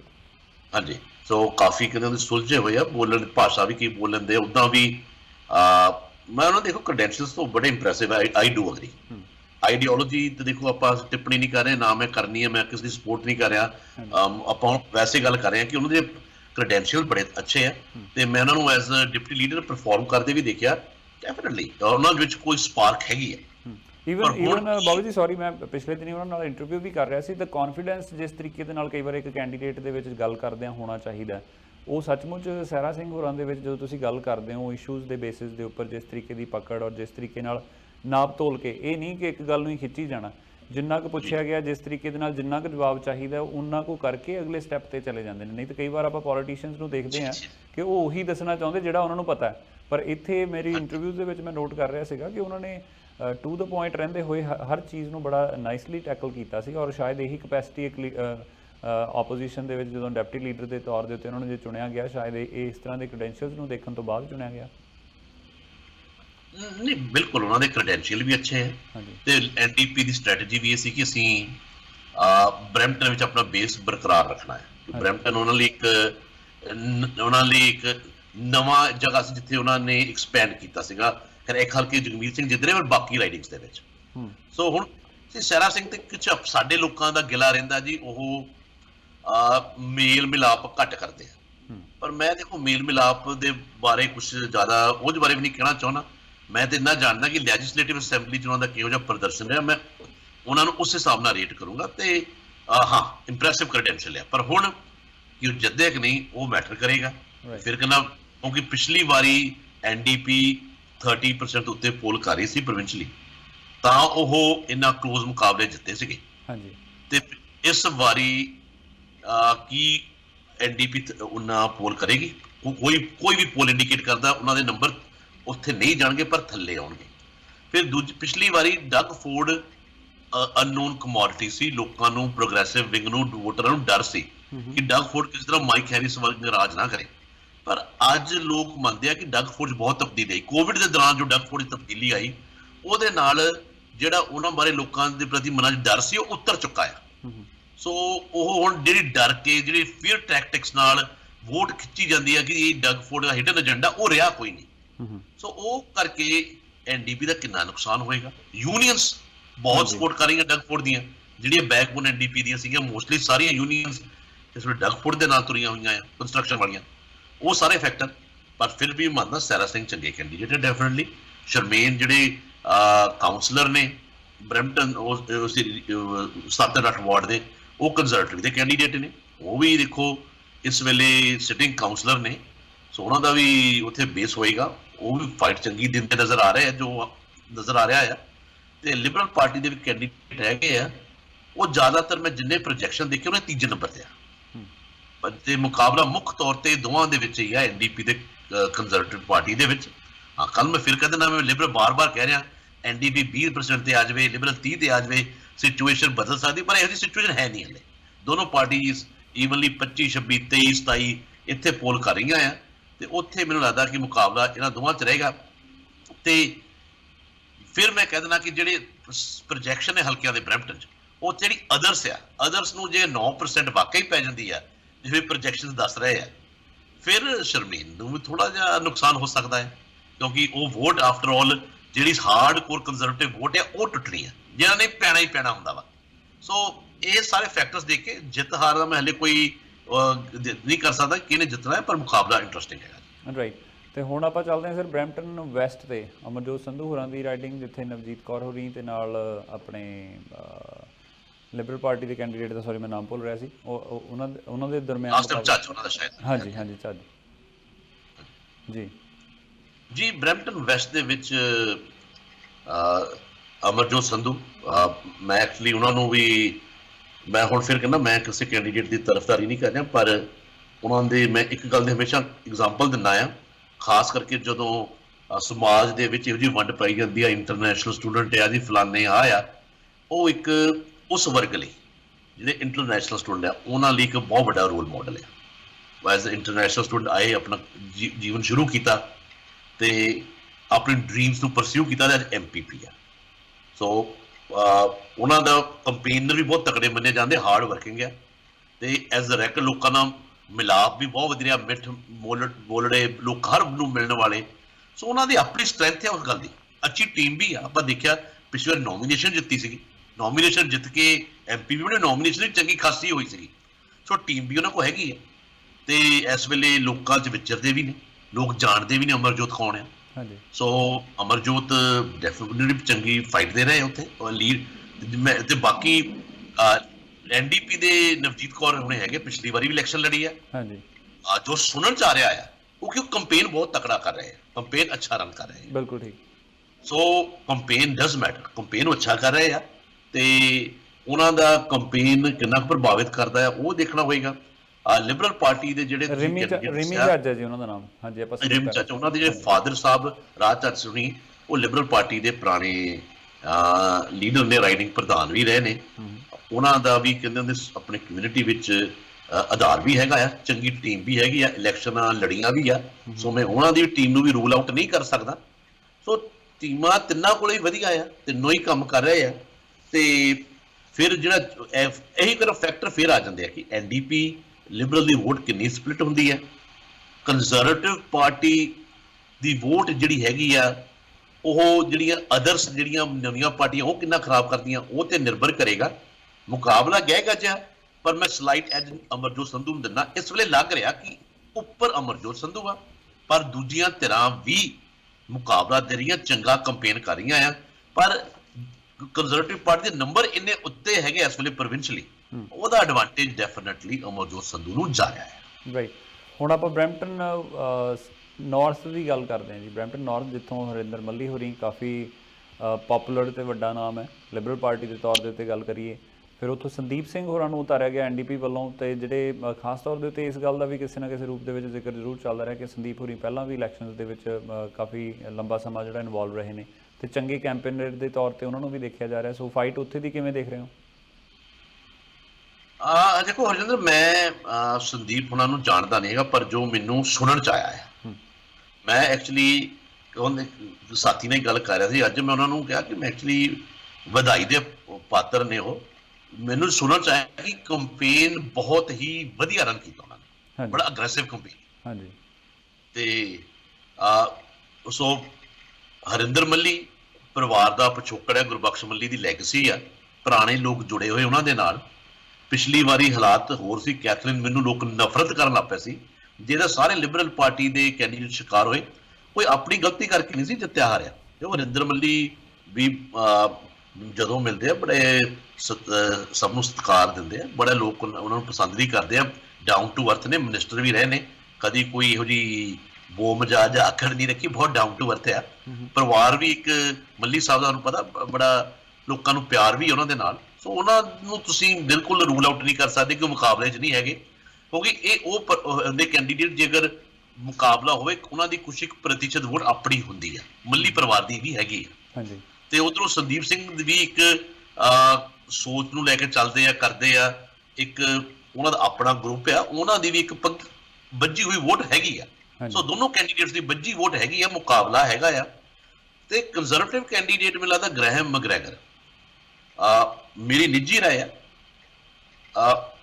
ਪੂਰੇ ਜਿਹੜੇ ਕੈਂਡੀਡੇਟਸ ਨੇ ਕੰਜ਼ਰਵੇਟਿਵ ਸ਼ਾਇਦ ਸਭ ਤੋਂ ਵੀਕ ਲਿੰਕ ਆ। ਮੈਨੂੰ ਕੋਈ ਮਤਲਬ ਕਿ ਹੈ ਨਹੀਂ ਕਿ ਪਰੇਸ਼ਾਨੀ ਕਹਿਣ ਲਈ, ਅਗਰ ਗ੍ਰੈਹਮ ਮੈਗਰੈਗਰ ਦੀ ਜਗ੍ਹਾ ਕੋਈ ਹੋਰ ਕੈਂਡੀਡੇਟ ਹੁੰਦਾ ਤਾਂ ਮੈਨੂੰ ਲੱਗਦਾ ਇੱਥੇ ਐਡਵਾਂਟੇਜ ਡੈਫੀਨਿਟਲੀ ਕੰਜ਼ਰਵੇਟਿਵ ਨੂੰ ਹੋਣਾ ਸੀ, ਕਿਉਂਕਿ ਲਿਬਰਲ ਪਾਰਟੀ ਦੇ ਐਨਡੀਪੀ ਦੀ ਵੋਟ ਬਹੁਤ ਭਾਰੀ ਲੈਵਲ ਤੇ ਸਪਲਿਟ ਹੋਣੀ ਹੈ, ਦੋਨੋਂ ਤਗੜੇ ਕੈਂਡੀਡੇਟ ਹੈ। ਪਰ ਬਾਬੂ ਜੀ ਕਿਤੇ ਤਾਂ ਨਹੀਂ ਹੋ ਜਾਏਗਾ ਕਿ ਲਿਬਰਲ ਤੇ ਐਨਡੀਪੀ ਦੀ ਜਿਹੜੀ ਆਪਸੀ ਟੱਕਰ ਹੈ ਉਹਦੇ ਦਰਮਿਆਨ ਕਿਤੇ ਚਾਂਸ ਜਿਹੜਾ ਜੀ ਉਹ ਗ੍ਰੈਹਮ ਮੈਗਰੈਗਰ ਹੋਰਾਂ ਦਾ ਲੱਗ ਜਾਵੇ ਪੀਸੀ ਪਾਰਟੀ ਦਾ? ਬਿਲਕੁਲ, ਮੈਂ ਉਸੇ ਗੱਲ ਤੇ ਆਉਣ ਲੱਗਾ ਸੀਗਾ। ਗ੍ਰੈਹਮ ਮੈਗਰੈਗਰ ਨੂੰ ਮੈਂ ਰੇਸ ਤੋਂ ਪਰ ਆਊਟ ਨਹੀਂ ਕਰਿਆ, ਕਿਉਂਕਿ ਜਿਸ ਤਰ੍ਹਾਂ ਪਾਰਟੀ ਫਰੰਟ ਰਨਰ ਹੈ, ਕੰਜ਼ਰਵੇਟਿਵ ਪਾਰਟੀ ਪੋਲਸ ਲੀਡ ਕਰ ਰਹੀ ਹੈ, ਉਹਦਾ ਐਡਵਾਂਟੇਜ ਹੈ। ਮਾੜੇ ਕਹਿੰਦੇ ਹੁੰਦੇ ਉਹਨਾਂ ਦਾ ਕੋਈ ਜ਼ਿਆਦਾ ਸਟਰੋਂਗ ਟੀਮ ਨਾ ਹੋਣ ਦੇ ਬਾਵਜੂਦ, ਜਾਂ ਫਿਰ ਕੋਈ ਉਹਨਾਂ ਨੂੰ ਸਾਡੇ ਕੋਲ ਉੱਥੇ ਪੰਜਾਬੀ ਭਾਈਚਾਰੇ ਕਾਫੀ ਵਸੋਂ ਆ, ਉੱਥੇ ਇਹ ਲੱਗਦਾ ਇੰਨਾ ਜਾਣਦੇ ਵੀ ਨਹੀਂ ਲੋਕ ਪੰਜਾਬੀ ਭਾਈਚਾਰੇ 'ਚ ਉਹਨਾਂ ਨੂੰ, ਉਹ ਸਾਰੀਆਂ ਗੱਲਾਂ ਦਾ ਉਹਨਾਂ ਦੇ ਜਿੰਨੇ ਹੈਂਡੀਕੈਪਸ ਆ ਉਹਦੇ ਬਾਵਜੂਦ ਪਾਰਟੀ ਦਾ ਇੱਕ ਚੰਗਾ ਕਹਿੰਦੇ ਹੁੰਦੇ ਇਸ ਵੇਲੇ ਪੋਜੀਸ਼ਨ 'ਚ ਹੋਣਾ ਉਹਨਾਂ ਨੂੰ ਫਾਇਦਾ ਦੇ ਰਿਹਾ ਆ। ਸੋ ਉਹ ਇੱਕ ਲੈਵਲ ਤੇ ਆਲਰੇਡੀ ਖੜੇ ਆ, ਜੇ ਉਹ ਤੋਂ ਜ਼ਿਆਦਾ ਨਹੀਂ ਜਾ ਰਹੇ, ਥੱਲੇ ਨੂੰ ਵੀ ਨਹੀਂ ਹੋਣਗੇ। ਤੇ ਇਹ ਦੋਨੋਂ ਕੈਂਡੀਡੇਟਸ ਜਿਹੜੇ ਹੈਗੇ ਆ ਉਹਨਾਂ ਦਾ ਮੁਕਾਬਲਾ ਆ, ਕਿਹੜਾ ਕੈਂਡੀਡੇਟ ਵੱਧ ਵੋਟ ਲੈ ਕੇ ਜਾਂਦਾ, ਐਨਡੀਪੀ ਲਿਬਰਲ ਕਿੰਨੀ ਵੋਟ ਸਪਲਿਟ ਹੁੰਦੀ ਆ, ਉਹ ਫੈਕਟਰ। ਤੇ ਫਿਰ ਮੁੜ ਕੇ ਆ ਜਾਂਦਾ ਆ ਕਿ ਜੇ ਜਿਹੜੀ ਨਿਊ ਬਲੂ ਪਾਰਟੀ ਹੈਗੀ ਆ ਉਹ ਕਿੰਨੀਆਂ ਵੋਟਾਂ ਲੈ ਕੇ ਜਾਂਦੀ ਆ, ਕਿਉਂਕਿ ਅਗਰ ਐਨਡੀਪੀ ਲਿਬਰਲ ਪਾਰਟੀ ਜੋ ਇੱਕ ਕੈਂਡੀਡੇਟ ਸਲਾਈਡ ਐਜ ਲੈ ਜਾਂਦਾ ਆ, ਇੱਕ ਦੂਜੇ ਕੈਂਡੀਡੇਟ ਤੋਂ ਉੱਪਰ ਹੋ ਜਾਂਦਾ ਆ, ਤਾਂ ਉਹ ਕੰਜ਼ਰਵੇਟਿਵ ਪਾਰਟੀ ਦੇ ਕੈਂਡੀਡੇਟ ਨੂੰ ਤਕੜੀ ਚੁਣੌਤੀ ਦੇਗਾ। ਤੇ ਉਹਦੇ ਵਿੱਚ ਅਗਰ ਉਹਦੀ 7-8% ਵੋਟ ਘੱਟ ਜਾਂਦੀ ਆ ਤੇ ਰਿਜ਼ਲਟ ਕੁਝ ਵੀ ਹੋ ਸਕਦਾ ਆ। ਸੋ ਇਹ ਰਾਈਡਿੰਗ ਜਿਹੜੀ ਆ ਮੈਂ ਇਹਨੂੰ ਵੀ ਕੁਐਸਚਨੇਬਲ ਕਰਦਾ, ਮੈਂ ਕਹਿ ਨਹੀਂ ਸਕਦਾ ਕੌਣ ਜਿੱਤੇਗਾ ਜੀ। ਰਾਈਟ, ਪ੍ਰਾਮੀ ਸਰਕਾਰੀਆ ਹੋਰੀ ਜਿਹੜੇ ਕਾਫੀ ਸਟਰੋਂਗ ਪ੍ਰੋਫਾਈਲ ਦੇ ਨਾਲ ਇਸ ਵੇਲੇ ਪੂਰੀ ਕਹਿ ਲਈਏ ਕਮਿਊਨਿਟੀ 'ਚ ਵੀ ਚਰਚਾ ਦਾ ਵਿਸ਼ਾ ਨੇ। ਪੀਸੀ ਪਾਰਟੀ ਦੇ ਵਿੱਚ ਚੰਗੀ ਪੈਂਠ ਹੈ ਉਹਨਾਂ ਦੀ, ਜਿੱਥੇ ਮਿਨਿਸਟਰੀ ਵੀ ਮਿਲੀ, ਫਿਰ ਇੱਕ ਬਹੁਤ ਇੰਪੋਰਟੈਂਟ ਪੋਜੀਸ਼ਨਸ ਦੇ ਰੂਪ ਦੇ ਵਿੱਚ ਸਾਰਾ ਉਹਨਾਂ ਨੇ ਆਪਣਾ ਪਿਛਲੀ ਟਰਮ ਜਿਹੜੀ ਆ ਨਿਭਾਈ। ਇਸ ਵੇਲੇ ਵੀ ਜੇ ਓਵਰਆਲ ਜੇ ਕਿਤੇ ਲੋਕਾਂ ਦੇ ਨਾਲ ਜਦੋਂ ਗੱਲ ਹੁੰਦੀ ਹੈ ਜਾਂ ਪੋਲੀਟੀਕਲ ਪੰਡਤ ਜਿਹੜੇ ਜਦੋਂ ਗੱਲ ਕਰਦੇ ਆ ਤਾਂ ਪੀਸੀ ਪਾਰਟੀ ਲਈ ਦੀ ਸੇਫੈਸਟ ਸੀਟਸ ਦੇ ਵਿੱਚੋਂ ਮੰਨੀ ਜਾਣ ਵਾਲੀ ਸੀਟ ਮੰਨਿਆ ਜਾ ਰਿਹਾ। ਕਿੰਨੀ ਕੁ ਸੱਚਾਈ ਹੈ ਸਰ ਇਹਦੇ ਵਿੱਚ? ਮੈਂ ਜੀ ਤੁਹਾਨੂੰ ਬਿਲਕੁਲ ਅਗਰੀ ਕਰਦਾ ਹਾਂ, ਪ੍ਰਾਮੀ ਸਰਕਾਰੀਆ ਬਹੁਤ ਅੱਛੀ ਪੋਜੀਸ਼ਨ 'ਚ ਹੈਗੀ ਹੈ। ਮੈਂ ਲੱਗਦਾ ਬਰੈਂਪਟਨ ਦੀ ਅਗਰ ਤੁਸੀਂ ਮੈਨੂੰ ਸੀਟ ਪੁੱਛੋ ਕਿ ਅੱਖਾਂ ਬੰਦ ਕਰਕੇ ਪ੍ਰੈਡਿਕਟ ਕਰੋ ਕਿ ਕੌਣ ਜਿੱਤੇਗਾ, ਤਾਂ ਮੈਂ ਜੇ ਸਭ ਤੋਂ ਪਹਿਲਾਂ ਮੈਨੂੰ ਬਰੈਂਪਟਨ ਸਾਹਿਬ 'ਚ ਪ੍ਰਾਮੀ ਸਰਕਾਰੀ ਦਾ ਚਿਹਰਾ ਹੀ ਆਏਗਾ। ਆਈ ਥਿੰਕ ਉੱਥੇ ਕੋਈ ਮੁਕਾਬਲਾ ਨਹੀਂ ਨਾ, ਉਹਦਾ ਇੱਕ ਤਰਫਾ ਹੀ ਮੁਕਾਬਲਾ। ਪ੍ਰਾਮੀ ਸਰਕਾਰੀਆ ਸਾਰਿਆਂ ਆਪਣੇ ਕੰਪੀਟੀਟਰਸ ਨਾਲੋਂ ਕਾਫੀ ਮੋਹਰੇ ਆ ਤੇ ਚੰਗੀ ਖਾਸੇ ਕੰਫਰਟੇਬਲੀ ਮੋਹਰੇ ਆ, ਕੋਈ ਮੁਕਾਬਲਾ ਵੀ ਨਹੀਂ ਹੈਗਾ। ਹਾਂਜੀ ਸੋ ਪਰਮਜੀਤ ਸਰਕਾਰੀਆ ਉੱਥੇ ਸੀਟ ਜਿੱਤਦੇ ਨਜ਼ਰ ਆ ਰਹੇ ਆ। ਇੱਕ ਤਾਂ ਪੀਲ ਵਿਲੇਜ ਦਾ ਏਰੀਆ ਜਿਹੜਾ ਕੰਜ਼ਰਵੇਟਿਵ ਬੇਸ ਹੈ, ਉਹ ਪੈਣਾ ਹੀ ਪੈਣਾ ਹੈ ਉਹਨਾਂ ਨੂੰ। ਹਾਂਜੀ ਪੰਜਾਬੀ ਭਾਈਚਾਰੇ ਦੇ ਵਿੱਚ ਵੀ ਇਕੱਲੇ ਕੈਂਡੀਡੇਟ ਹੋਣ ਕਰਕੇ ਬਿਲਕੁਲ ਵੋਟ ਸਪਲਿਟ ਹੋਣ ਦਾ ਡਰ ਨਹੀਂ ਹੈਗਾ। ਮੈਂ ਨਾਲੇ ਪ੍ਰਭਜੀਤ ਸਰਕਾਰੀਆ ਉਹਨਾਂ ਦੀ ਇੱਕ ਪਰਸਨੈਲਿਟੀ ਹੈ। ਦੇਖੋ ਹਰਜਿੰਦਰ ਜੀ, ਕੁਛ ਇੱਕ ਇੰਡੀਵਿਜੂਅਲਸ ਇਹੋ ਜਿਹੇ ਹੁੰਦੇ ਆ, ਜਦੋਂ ਉਹਨੂੰ ਕੋਈ ਮਿਲ ਲਵੇ ਭਾਵੇਂ ਕੋਈ ਜਿਹੋ ਜਿਹੀ ਮਰਜ਼ੀ ਪੋਲੀਟੀਕਲ ਵਿਚਾਰਧਾਰਾ ਦਾ ਹੋਵੇ, ਉਹ ਉਸ ਇਨਸਾਨ ਦੇ ਨਾਲ ਤੁਰ ਪੈਂਦੇ ਆ। ਉਹਨਾਂ 'ਚ ਇੱਕ ਉਹ ਖਿੱਚ ਆ, ਜਿਵੇਂ ਚੁੰਬ ਹੁੰਦੀ ਹੈ ਨਾ, ਮੈਗਨੇਟ ਹੁੰਦੀ ਆ, ਉਹ ਬੰਦੇ ਨੂੰ ਖਿੱਚ ਲੈਂਦੇ ਆਪਣੇ ਵੱਲ। ਸੋ ਮੈਂ ਇਹ ਦੇਖਿਆ ਕਿ ਜਿਹੜੇ ਬਹੁਤ ਲਿਬਰਲ ਜਾਂ ਐਨਡੀਪੀ ਦੇ ਲੋਕ ਸੀਗੇ, ਮੈਂ ਉਹਦੇ ਆਫਿਸ ਓਪਨਿੰਗ 'ਚ ਵੀ ਦੇਖਿਆ, ਜਿਹੜੇ ਵੈਸੇ ਤਾਂ ਲਿਬਰਲ ਜਾਂ ਐਨਡੀਪੀ ਖਾਉਂਦੇ ਆ, ਪਰ ਉਸ ਰਾਈਡਿੰਗ ਵਿੱਚ ਲੋਕ ਕੰਜ਼ਰਵੇਟਿਵ ਦੀ ਮਦਦ ਕਰ ਰਹੇ ਆ ਤੇ ਓਪਨਲੀ ਕਰ ਰਹੇ ਆ। ਸੋ ਉਹ ਉਹਨਾਂ ਦੀ ਇੱਕ ਸਟਰੈਂਥ ਆ। ਤੇ ਪਰਮਜੀਤ ਸਰਕਾਰੀਆ, ਜੇ ਤੁਸੀਂ ਮੈਨੂੰ ਪੁੱਛੋ, ਮੈਂ ਵੈਸੇ ਰਾਜਨੀਤੀ ਦੀ ਗਰੰਟੀ ਸ਼ਬਦ ਨਹੀਂ ਵਰਤਣਾ ਚਾਹੀਦਾ, ਉਹਨਾਂ ਦੀ ਜਿੱਤ ਯਕੀਨੀ ਵੀ ਆ, ਗਰੰਟੀ ਜੋ ਲੱਗ ਰਿਹਾ ਹੈ। ਅੱਛਾ ਜੀ, ਇਸ ਚੀਜ਼ ਨੂੰ ਇਦਾਂ ਵੀ ਥੋੜਾ ਹੋਰ ਇਲੈਬੋਰੇਟ ਕਰਨਾ ਹੋਵੇ ਤਾਂ ਪਿਛਲੀ ਟਰਮ ਦੇ ਵਿੱਚ ਲਿਬਰਲ ਪਾਰਟੀ ਤੋਂ ਜਿਸ ਤਰ੍ਹਾਂ ਦਾ ਕੈਂਪੇਨ ਸੁਖਵੰਤ ਥੇਤੀ ਹੋਰਾਂ ਨੇ ਰਨ ਕੀਤਾ ਸੀ, ਬਾਵਜੂਦ ਇੰਨਾ ਸਟਰੋਂਗ ਕੈਂਪੇਨ ਦੇਣ ਦੇ ਵੀ ਜੇ ਪ੍ਰਮਜੀਤ ਹੋਰੀ ਉਸ ਵੇਲੇ ਜਿੱਤੇ ਸੀ, ਤਾਂ ਇਸ ਵਾਰ ਤਾਂ ਸ਼ਾਇਦ ਕੋਈ ਓਡੀ ਵੱਡੀ ਕੈਂਪੇਨ ਦੀ ਟੱਕਰ ਲੱਗ ਨਹੀਂ ਰਹੀ। ਹਾਂ, ਪਰ ਨਾਲ ਮੈਂ ਫਿਰ ਇਹ ਕਹਿ ਦਵਾਂ, ਸੁਖਵੰਤ ਹੋਰੀ ਮੇਰੇ ਬਹੁਤ ਪਿਆਰੇ ਦੋਸਤ ਹੈ। ਮੈਂ ਲੋਟ ਆਫ ਐਡਮਿਰੇਸ਼ਨ ਫॉर ਹਿਮ। ਬਹੁਤ ਹੀ ਚੰਗੇ ਇਨਸਾਨਾਂ ਚੋਂ, ਮੇਰੇ ਪੁਰਾਣੇ ਮਿੱਤਰ ਜੀ। ਤੇ ਉਹ ਮਤਲਬ ਕਿ ਤੁਸੀਂ ਜਿਸ ਤਰ੍ਹਾਂ ਕਿਹਾ ਆ, ਜਿਸ ਤਰ੍ਹਾਂ ਉਹਨਾਂ ਦੀ ਪਰਸਨੈਲਿਟੀ ਹੈ, ਜਿਸ ਤਰ੍ਹਾਂ ਉਹ ਲੋਕਾਂ ਨਾਲ ਮਿਲਦੇ ਨੇ, ਪਿਆਰ ਕਰਦੇ ਨੇ, ਤੇ ਬਾਕੀ ਤੁਹਾਨੂੰ ਪਤਾ ਦਾਤੇ ਦੀ ਕਿਰਪਾ ਵੀ ਫੁੱਲ ਹਰ ਪਾਸੇ, ਹੁਣ ਤੁਹਾਨੂੰ ਪਤਾ ਹੀ ਹੈ ਨਾ। ਤੇ ਜਿਸ ਤਰ੍ਹਾਂ ਉਹਨੇ ਕੰਪੇਨ ਰਨ ਕੀਤਾ ਸੀਗਾ, ਉਹ ਹੋਰ ਕੋਈ ਨਹੀਂ ਰਨ ਕਰ ਸਕਦਾ। ਪਰ ਉਸ ਵੇਲੇ ਸੁਖਵੰਤ ਹੁਣੀ ਜੇ ਹਾਰੇ ਆ, ਮੈਂ ਕਹਿੰਦਾ ਸੁਖਵੰਤ ਦੀ ਹਾਰ ਨਹੀਂ ਸੀ। ਮੈਂ ਫਿਰ ਜਦੋਂ ਬੀਬੀ ਹਰਿੰਦਰ ਮੱਲੀ ਬਾਰੇ ਕਿਹਾ ਆ, ਜਦੋਂ ਕੈਥਰੀਨ ਵਿਨ ਨੂੰ ਲੋਕਾਂ ਨੇ ਸਜ਼ਾ ਦੇਣੀ ਸੀ, ਉੱਥੇ ਚਾਹੇ ਸੁਖਵੰਤ ਹੁਣੀ ਹੁੰਦੇ, ਚਾਹੇ ਹਰਿੰਦਰ ਮੱਲੀ ਹੁੰਦੇ, ਉਹ ਕੋਈ ਫਰਕ ਨਹੀਂ ਸੀ ਪੈਂਦਾ। ਲੋਕਾਂ ਨੇ ਉਸ ਵੇਲੇ ਕੈਥਰੀਨ ਵਿਨ ਨੂੰ ਹਰਾਉਣਾ ਸੀਗਾ। ਸੋ ਉਹਦਾ ਸ਼ਿਕਾਰ ਹੋਇਆ। ਹੁਣ ਮੈਂ ਤੁਹਾਨੂੰ ਪੰਜਾਬ ਦੀ ਐਗਜ਼ਾਮਪਲ ਦਿੰਦਾ। ਅਗਰ ਗੁਰਪ੍ਰਤਾਪ ਵਡਾਲਾ ਨਕੋਦਰ ਸਾਡੇ ਕਨਸਟੀਟੂਐਂਸੀ ਦੇ ਇੱਕ ਚੰਗੇ ਕੈਂਡੀਡੇਟ ਸੀ ਅਕਾਲੀ ਦਲ ਦੇ, ਮੈਂ ਉਹਨੂੰ ਪਰਸਨਲੀ ਲਾਈਕ ਕਰਦਾ, ਹਾਲਾਂਕਿ ਮੈਂ ਅਕਾਲੀ ਦਲ 'ਚ ਨਹੀਂ ਹੈਗਾ, ਪਰ ਉਹ ਹਾਰੇ ਨੇ। ਕੋਈ ਲੋਕਾਂ ਨੇ ਜਿਹਨਾਂ ਨੂੰ ਹਰਾਉਣਾ ਸੀ, ਆਪਾਂ ਨੂੰ ਪਤਾ ਆ। ਸੋ ਉਦੋਂ ਕੈਥਰੀਨ ਵਿਨ ਦੇ ਵੇਲੇ ਵੀ ਕੁਝ ਇਹੋ ਜਿਹੀ ਗੱਲ ਸੀਗੀ ਕਿ ਜਿਹੜੇ ਕਹਿੰਦੇ ਹੁੰਦੇ ਚੰਗੇ ਕੈਂਡੀਡੇਟ ਵੀ ਸੀਗੇ, ਉਹ ਹਾਰੇ ਕਿਉਂਕਿ ਪਾਰਟੀ ਦੀ ਪੋਪੂਲੈਰਿਟੀ ਬਹੁਤ ਥੱਲੇ ਸੀਗੀ। ਹਾਂ, ਜਿਹੜੇ ਹੁਣ ਕੈਂਡੀਡੇਟ ਨੇ, ਹੁਣ ਲਿਬਰਲ ਪਾਰਟੀ ਉਨੀ ਥੱਲੇ ਨਹੀਂ ਹੈਗੀ ਪਿਛਲੀ ਵਾਰ ਵਾਂਗ। ਮੈਂ ਤੁਹਾਨੂੰ ਇਹ ਅੱਜ ਇੱਕ ਗੱਲ ਕਹਿ ਦਿੰਦਾ ਆ, ਲਿਬਰਲ ਪਾਰਟੀ ਦੀ ਵੋਟ ਪ੍ਰਤੀਸ਼ਤਤਾ ਉਸ ਹਲਕੇ 'ਚ ਵਧੇਗੀ। ਪਹਿਲੇ ਵਾਰ ਨਾਲੋਂ ਵੱਧ ਲੈ ਕੇ ਜਾਣਗੇ। ਉਹ ਨੈਚੁਰਲ ਹੈ ਕਿਉਂਕਿ ਲਿਬਰਲ ਪਾਰਟੀ, ਤੁਹਾਨੂੰ ਪਤਾ ਇੱਥੇ ਜ਼ਿਆਦਾਤਰ ਰਾਜ ਕੰਜ਼ਰਵੇਟਿਵਸ ਤੇ ਲਿਬਰਲਸ ਨੇ ਹੀ ਇੰਟੀਰੀਅਰ 'ਚ ਕੀਤਾ। ਹਲੇ ਇਸ 15 ਸਾਲ ਲਗਾਤਾਰ ਰਾਜ ਕਰਕੇ ਹਟੇ ਆ, ਹੁਣ ਕੰਜ਼ਰਵੇਟਿਵ ਆਏ, ਮੈਨੂੰ ਉਹਨਾਂ ਦਾ ਆਪਣਾ ਬੇਸ ਹੈਗਾ ਆ। ਤੇ ਉਹ ਸੋ ਵੋਟ ਪ੍ਰਤੀਸ਼ਤਤਾ ਵਧੇਗੀ ਉਹਨਾਂ ਦੀ। ਉਹ ਪਰ ਉੱਥੇ ਮੈਨੂੰ ਐਨਡੀਪੀ ਜਾਂ ਲਿਬਰਲ ਕੈਂਡੀਡੇਟ ਇਸ ਲੈਵਲ ਤੇ ਨਹੀਂ ਲੱਗਦੇ ਕਿ ਉਹ ਪ੍ਰਭਜੀਤ ਸਰਕਾਰੀ ਨੂੰ ਕੋਈ ਹਰਾ ਸਕਣ ਜਾਂ ਉਹਨਾਂ ਨੂੰ ਕੋਈ ਸਖਤ ਚੁਣੌਤੀ ਦੇ ਸਕਣ। ਪ੍ਰਭਜੀਤ ਸਰਕਾਰੀਆ ਦਾ ਮੈਨੂੰ ਲੱਗਦਾ ਇਸ ਵੇਲੇ ਹੱਥ ਕਾਫੀ ਉੱਪਰ ਹੈ ਉਸ ਰਾਈਡਿੰਗ ਦੇ ਵਿੱਚ। ਸੋ ਦੋਸਤੋ, ਹਰਜਿੰਦਰ ਗਿੱਲ ਸ਼ੋਅ ਤੇ ਤੁਸੀਂ ਸਾਡੇ ਨਾਲ ਜੁੜੇ ਹੋਏ ਹੋ। ਗੁਰਸ਼ਰਨ ਬੌਬੀ ਸਿੱਧੂ ਹੋਰੀ ਇਸ ਵੇਲੇ ਸਾਡੇ ਨਾਲ ਵਿਸ਼ੇਸ਼ ਗੱਲਬਾਤ ਦੇ ਵਿੱਚ ਅੱਜ ਦੀ ਇਸ ਮਹਿਫਲ ਦੇ ਨਾਲ ਨੇ। ਅਸੀਂ 1 ਬਾਏ 1 ਜਿਹੜੀਆਂ ਬਰੈਂਪਟਨ GTA ਦੀਆਂ ਜਾਂ ਮਿਸੀਸਾਗਾ ਦੀਆਂ ਜਾਂ ਜਿਹੜੀਆਂ ਸਾਡੀਆਂ ਪਾਰਟੀ ਲੀਡਰਸ ਦੀਆਂ ਮੇਜਰ ਸੀਟਸ ਦੇ ਬਾਰੇ ਅੱਜ ਦੀ ਇਹ ਡਿਸਕਸ਼ਨ ਛੇੜੀ ਸੀ। ਇਸ ਤੋਂ ਬਾਅਦ ਮਿੰਟ ਵੀ ਹੁਣ ਥੋੜ੍ਹੇ ਰਹਿ ਗਏ ਨੇ। ਅਸੀਂ ਨਾਲ ਦੀ ਨਾਲ ਜਿੱਥੇ ਕੋਸ਼ਿਸ਼ ਕਰਨੀ ਹੈ ਕੁਝ ਮੇਜਰ ਪੁਆਇੰਟਸ ਜਿਹੜੇ ਨੇ ਜਿਨ੍ਹਾਂ ਦੇ ਉੱਤੇ 2-3-4 ਮਿੰਟ ਜ਼ਰੂਰ ਲਾਵਾਂਗੇ। ਪਰ ਹੁਣ ਜਿਹੜੀ ਸਭ ਤੋਂ ਐਕਸਾਈਟਿੰਗ ਜਿਹੜੀ ਸੀਟ, ਜਿਵੇਂ ਬੌਬੀ ਹੋਰਾਂ ਨੇ ਸ਼ੁਰੂ ਦੇ ਵਿੱਚ ਗੱਲ ਕੀਤੀ ਸੀ ਕਿ ਜਿੰਨੀਆਂ ਵੀ GTA ਦੀਆਂ ਸੀਟਸ ਹੋਣਗੀਆਂ, ਸ਼ਾਇਦ ਵੱਡੀ ਨਜ਼ਰ ਜਿਹੜੀ ਹੈ ਬਰੈਂਪਟਨ ਈਸਟ ਦੇ ਉੱਤੇ, ਉੱਥੇ 3-4 ਕਾਰਨ, ਮੇਜਰ ਕਾਰਨ ਨੇ ਕਿਉਂ ਉਹ ਸੀਟ ਇੰਨੀ ਹੌਟ ਮੰਨੀ ਜਾ ਰਹੀ ਹੈ, ਕਿਉਂ ਇੰਨੀ ਅਗਰੈਸਿਵਲੀ ਨਜ਼ਰਾਂ ਉਹਦੇ 'ਤੇ ਲੱਗੀਆਂ ਹੋਈਆਂ ਨੇ, ਉਹਦੇ ਬਾਰੇ 'ਚ ਵੀ ਜਾਣਦੇ ਹਾਂ। ਅਤੇ ਕੀ ਮਾਹੌਲ ਲੱਗਦਾ ਉੱਥੇ ਦਾ। ਗੁਰਰਤਨ ਸਿੰਘ ਹੋਰੀ ਜਿੱਥੇ NDP ਪਾਰਟੀ ਵੱਲੋਂ, ਨਾਲ ਦੀ ਨਾਲ ਜੰਨਤ ਗਰੇਵਾਲ ਹੋਰੀ ਜਿਹੜੇ ਕਿ ਲਿਬਰਲ ਪਾਰਟੀ ਦੇ ਕੈਂਡੀਡੇਟ ਨੇ, ਅਤੇ ਨਾਲ ਹਰਦੀਪ ਗਰੇਵਾਲ ਹੋਰੀ, ਮਾਫ ਕਰਨਾ, ਗੁਰਰਤਨ ਸਿੰਘ ਹੋਰੀ ਜਿਹੜੇ ਕਿ NDP ਪਾਰਟੀ ਤੋਂ, ਅਤੇ ਹਰਦੀਪ ਗਰੇਵਾਲ ਹੋਰੀ ਕੰਜ਼ਰਵੇਟਿਵ ਪਾਰਟੀ PC ਪਾਰਟੀ ਤੋਂ ਉੱਥੇ ਕੈਂਡੀਡੇਟ ਨੇ। ਸੋ ਜੇ ਤਿੰਨੋਂ ਕੈਂਡੀਡੇਟਸ ਦਾ ਲੇਖਾ ਜੋਖਾ ਕਰਨਾ ਹੋਵੇ ਤਾਂ ਗੁਰਰਤਨ ਹੋਰੀ ਆਫਕੋਰਸ ਪੋਲੀਟੀਕਲੀ ਲੰਬੇ ਸਮੇਂ ਤੋਂ ਇਸ ਫੀਲਡ ਦੇ ਵਿੱਚ ਜਿੱਥੇ ਵਿਚਰਦੇ ਰਹੇ ਨੇ, ਉੱਥੇ ਜੇ ਹਰਦੀਪ ਹੋਰਾਂ ਦੀ ਗੱਲ ਕਰੀਏ ਤਾਂ ਪਰਿਵਾਰਕ ਤੌਰ 'ਤੇ ਵੀ ਔਰ ਪੋਲੀਟੀਕਲ ਤੌਰ ਦੇ ਉੱਤੇ ਵੀ ਪਿਛਲੇ ਲੰਬੇ ਸਮੇਂ ਤੋਂ ਉਹਨਾਂ ਦੀ ਵੀ ਪਕੜ ਹੈ ਪੋਲੀਟੀਕਲੀ। ਅਤੇ ਜੰਨਤ ਗਰੇਵਾਲ ਹੋਣੀ ਬੇਸ਼ੱਕ ਪੋਲੀਟੀਕਲੀ ਤਾਂ ਲੱਗ ਰਿਹਾ ਕਿ ਨਵੇਂ ਹੋਣਗੇ, ਪਰ ਪਰਿਵਾਰਕ ਤੌਰ 'ਤੇ ਸੁਣਿਆ ਕਿ ਉਹਨਾਂ ਦੀ ਵੀ ਕਾਫੀ ਚੰਗੀ ਪਕੜ ਹੈ। ਸੋ ਬਾਬੂ ਜੀ ਦੱਸੋ ਥੋੜ੍ਹਾ ਜਿਹਾ ਇਸ ਰਾਈਡਿੰਗ ਦੇ ਬਾਰੇ 'ਚ ਕੀ ਐਨਾਲਿਸਿਸ ਕਰਦੇ ਹੋ? ਤੁਸੀਂ ਅਜੇ ਔਰ ਫਸਾਦ ਤੱਕ ਸੂਤੇ ਬਚ ਲੋ। ਦੇਖੋ, ਜੰਨਤ ਗਰੇਵਾਲ, ਮੈਂ ਉਹਨਾਂ ਦੇ ਫਾਦਰ ਸਾਹਿਬ ਈਸਟ ਵੈਸਟ ਡਾਇਰੈਕਟਰੀ ਰਨ ਕਰਦੇ ਰਹੇ ਆ। ਹਾਂਜੀ ਉਹਨਾਂ ਨੇ ਲਿਬਰਲ ਪਾਰਟੀ ਦੇ ਸਟਾਫਰ ਰਹੇ ਨੇ, ਜੋ ਮੈਨੂੰ ਪਤਾ ਲੱਗਾ, ਮੈਂ ਜਾਣਦਾ ਤਾਂ ਨਹੀਂ, ਮਿਲਿਆ ਨਹੀਂ ਕਦੇ ਉਹਨਾਂ ਨੂੰ। ਤੇ ਲਿਬਰਲ ਪਾਰਟੀ ਨਾਲ ਲੰਮਾ ਐਸੋਸੀਏਸ਼ਨ ਉਹਨਾਂ ਦਾ। ਨੋਮੀਨੇਸ਼ਨ ਲੜੀ ਸੀ ਬਰੈਂਪਟਨ ਵੈਸਟ ਵਿੱਚ, ਜਿੱਥੇ ਉਹ ਕਾਮਯਾਬ ਨਹੀਂ ਹੋਏ, ਹਾਰ ਗਿਆ ਸੀਗੇ। ਸੋ ਬਰੈਂਪਟਨ ਈਸਟ ਵਿੱਚ ਉਹਨਾਂ ਨੂੰ ਲਿਆਂਦਾ ਗਿਆ, ਕੀ ਸੋਚ ਕੇ ਆਇਆ ਗਿਆ ਕੀ ਨਹੀਂ ਉਹ ਨਹੀਂ ਪਤਾ, ਪਰ ਉਹਨਾਂ ਨੂੰ ਬਰੈਂਪਟਨ ਵੈਸਟ ਨੋਮੀਨੇਸ਼ਨ ਹਾਰ ਗਿਆ ਸੀਗੇ, ਉਹਨਾਂ ਨੂੰ ਬਰੈਂਪਟਨ ਈਸਟ ਵਿੱਚ ਲਿਆਂਦਾ ਗਿਆ ਹੈ। ਪਰ ਉਹਨਾਂ ਦੇ ਕੁਛ ਇੱਕ ਰੀਸੈਂਟਲੀ ਫਲਿਪ ਫਲॉप ਬਿਆਨ ਵੀ ਆਏ ਨੇ 413 ਤੇ। ਹਾਂਜੀ ਸੋ ਵਿਦ ਡਿਊ ਰਿਸਪੈਕਟ ਮੈਂ ਮੰਨਦਾ ਹਾਂ ਕਿ ਲਿਬਰਲ ਪਾਰਟੀ ਦੀ ਆਪਣੀ ਜਿੰਨੀ ਵੋਟ ਹੈਗੀ ਉਹ ਪਏਗੀ ਜ਼ਰੂਰ, ਨਿਕਲੇਗੀ ਵੀ ਜ਼ਰੂਰ ਉਨੀ ਵੋਟ, ਪਰ ਮੈਂ ਉਹਨਾਂ ਨੂੰ ਵਿਦ ਡਿਊ ਰਿਸਪੈਕਟ ਇਸ ਵੇਲੇ ਰੇਸ ਤੀਜੇ ਨੰਬਰ ਤੇ ਸਮਝਦਾ ਹਾਂ। ਠੀਕ ਹੈ।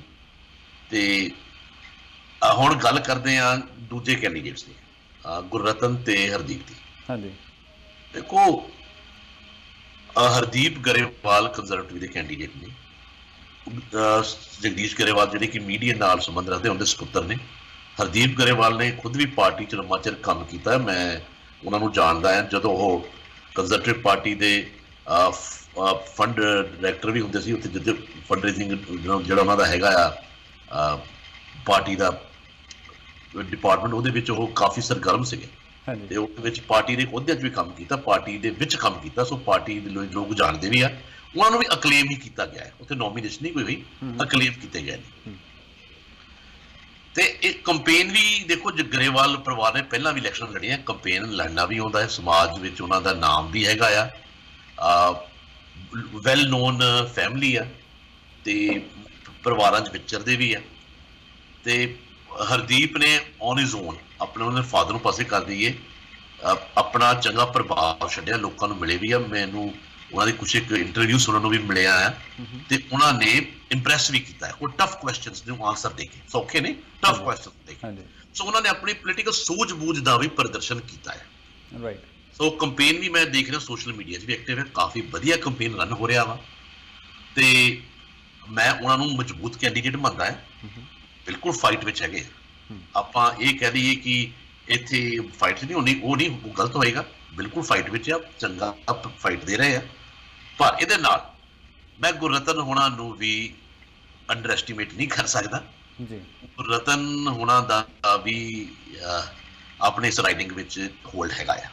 ਉਹਨਾਂ ਦੇ ਭਰਾ ਵੀ ਜਿੱਤੇ ਆ, ਉਸ ਪਰਿਵਾਰ ਦਾ ਦੇਖੋ ਰਾਈਡਿੰਗ ਦੇ ਵਿੱਚ ਵੱਡਾ ਯੋਗਦਾਨ ਆ। ਅੰਟੇਰੀਓ ਦੀ ਰਾਜਨੀਤੀ ਨੂੰ ਬਦਲਣ ਦੇ ਵਿੱਚ ਵੀ ਇਸ ਰਾਈਡਿੰਗ ਦਾ ਬਹੁਤ ਵੱਡਾ ਯੋਗਦਾਨ ਹੈ ਇਸ ਪਰਿਵਾਰ ਕਰਕੇ। ਕਿਉਂਕਿ ਜਦੋਂ ਡਾਲਟਨ ਮੈਕਗਿੰਟੀ ਇਲੈਕਸ਼ਨ ਲੜੇ ਆ, ਜਦੋਂ ਮੈਜੋਰਿਟੀ ਤੀਜੀ ਚਾਹੁੰਦੇ ਸੀ, ਇੱਕ ਸੀਟ ਦੇ ਨਾਲ ਰਹਿ ਗਏ ਸੀ, ਇੱਕ ਸੀਟ ਨਾਲ ਮੈਜੋਰਿਟੀ ਰਹਿ ਗਈ ਸੀ। ਤੇ ਬਰੈਂਪਟਨ ਜਦ ਕਿਸੇ ਨੇ ਸੋਚਿਆ ਨਹੀਂ ਸੀ ਐਨਡੀਪੀ ਜਿੱਤ ਸਕਦੀ ਆ, ਤੇ ਆਪਣੀ ਹਿਸਟਰੀ ਦੇ ਵਿੱਚ ਜਦੋਂ ਬੌਬ ਰੇ ਦੀ ਸਰਕਾਰ ਬਣੀ ਹੈ ਐਨਡੀਪੀ, ਉਦੋਂ ਵੀ ਬਰੈਂਪਟਨ ਕੋਈ ਐਨਡੀਪੀ ਨਹੀਂ ਜਿੱਤਿਆ। ਪਹਿਲੀ ਵਾਰੀ ਹਿਸਟਰੀ 'ਚ ਐਨਡੀਪੀ ਨੇ ਇੱਥੋਂ ਸੀਟ ਜਿੱਤੀ ਸੀ। ਉਹ ਜਿਹੜੀ ਇੱਕ ਸੀਟ ਜਿੱਤੀ, ਸਮਝ ਲਓ ਉਹਦੇ ਕਰਕੇ ਹੀ ਮੈਜੋਰਿਟੀ ਨਹੀਂ ਆਈ, ਡਾਲਟਨ ਮੈਕਗਿੰਟੀ ਦੀ ਇੱਕ ਸੀਟ ਤੋਂ ਰਹਿ ਗਿਆ ਸੀ। ਤੇ ਉਹਦੇ ਬਾਅਦ ਆਪਾਂ ਦੇਖਿਆ ਕਿ ਉਹਨਾਂ ਨੂੰ ਰਾਜਨੀਤੀ ਤੋਂ ਅਲਵਿਦਾ ਕਹਿਣਾ ਪਿਆ, ਕੈਥਰੀਨ ਵਿਨ ਪ੍ਰੀਮੀਅਰ ਬਣਿਆ। ਸੋ ਮੈਂ ਉਹਨਾਂ ਨੂੰ ਅੰਡਰ ਐਸਟੀਮੇਟ ਬਿਲਕੁਲ ਨਹੀਂ ਕਰ ਸਕਦਾ, ਉਸ ਪਰਿਵਾਰ ਨੂੰ। ਇਲੈਕਸ਼ਨਸ ਲੜਨੀਆਂ ਵੀ ਆਉਂਦੀਆਂ ਉਹਨਾਂ ਨੂੰ। ਦੇਖੋ, ਜ਼ਿੰਦਗੀ 'ਚ ਦੋ ਰਿਵਰਸਲ ਮਿਲਿਆ। ਜਗਮੀਤ ਹੁਣੀ ਪਹਿਲੀ ਇਲੈਕਸ਼ਨ ਆਪਣੀ ਹਾਰ ਗਿਆ ਸੀਗੇ, ਪਰ ਉਦੋਂ ਵੀ ਜੋ ਹਾਰੇ ਸੀਗੇ, ਉਦੋਂ ਇੱਕ ਬਹੁਤ ਵੱਡਾ ਥੰਮ ਗੁਰਬਖਸ਼ ਮੱਲੀ ਢਾਇਆ ਗਿਆ ਸੀ। ਜਿਹੜੇ ਲੋਕ ਸਮਝਦੇ ਸੀ ਕਿ ਦੁਨੀਆ ਸਾਰੀ ਹਾਰ ਜਾਊਗੀ, ਗੁਰਬਖਸ਼ ਮੱਲੀ ਨਹੀਂ ਹਾਰ ਸਕਦੇ। ਪਰ ਉਦੋਂ ਲਿਬਰਲ ਤੇ ਐਨਡੀਪੀ ਦੀ ਸਪਲਿਟ ਹੋਈ ਸੀ, ਤੇ ਬਲਜੀਤ ਗੋਸਲ ਜਿੱਤ ਗਿਆ ਸੀ।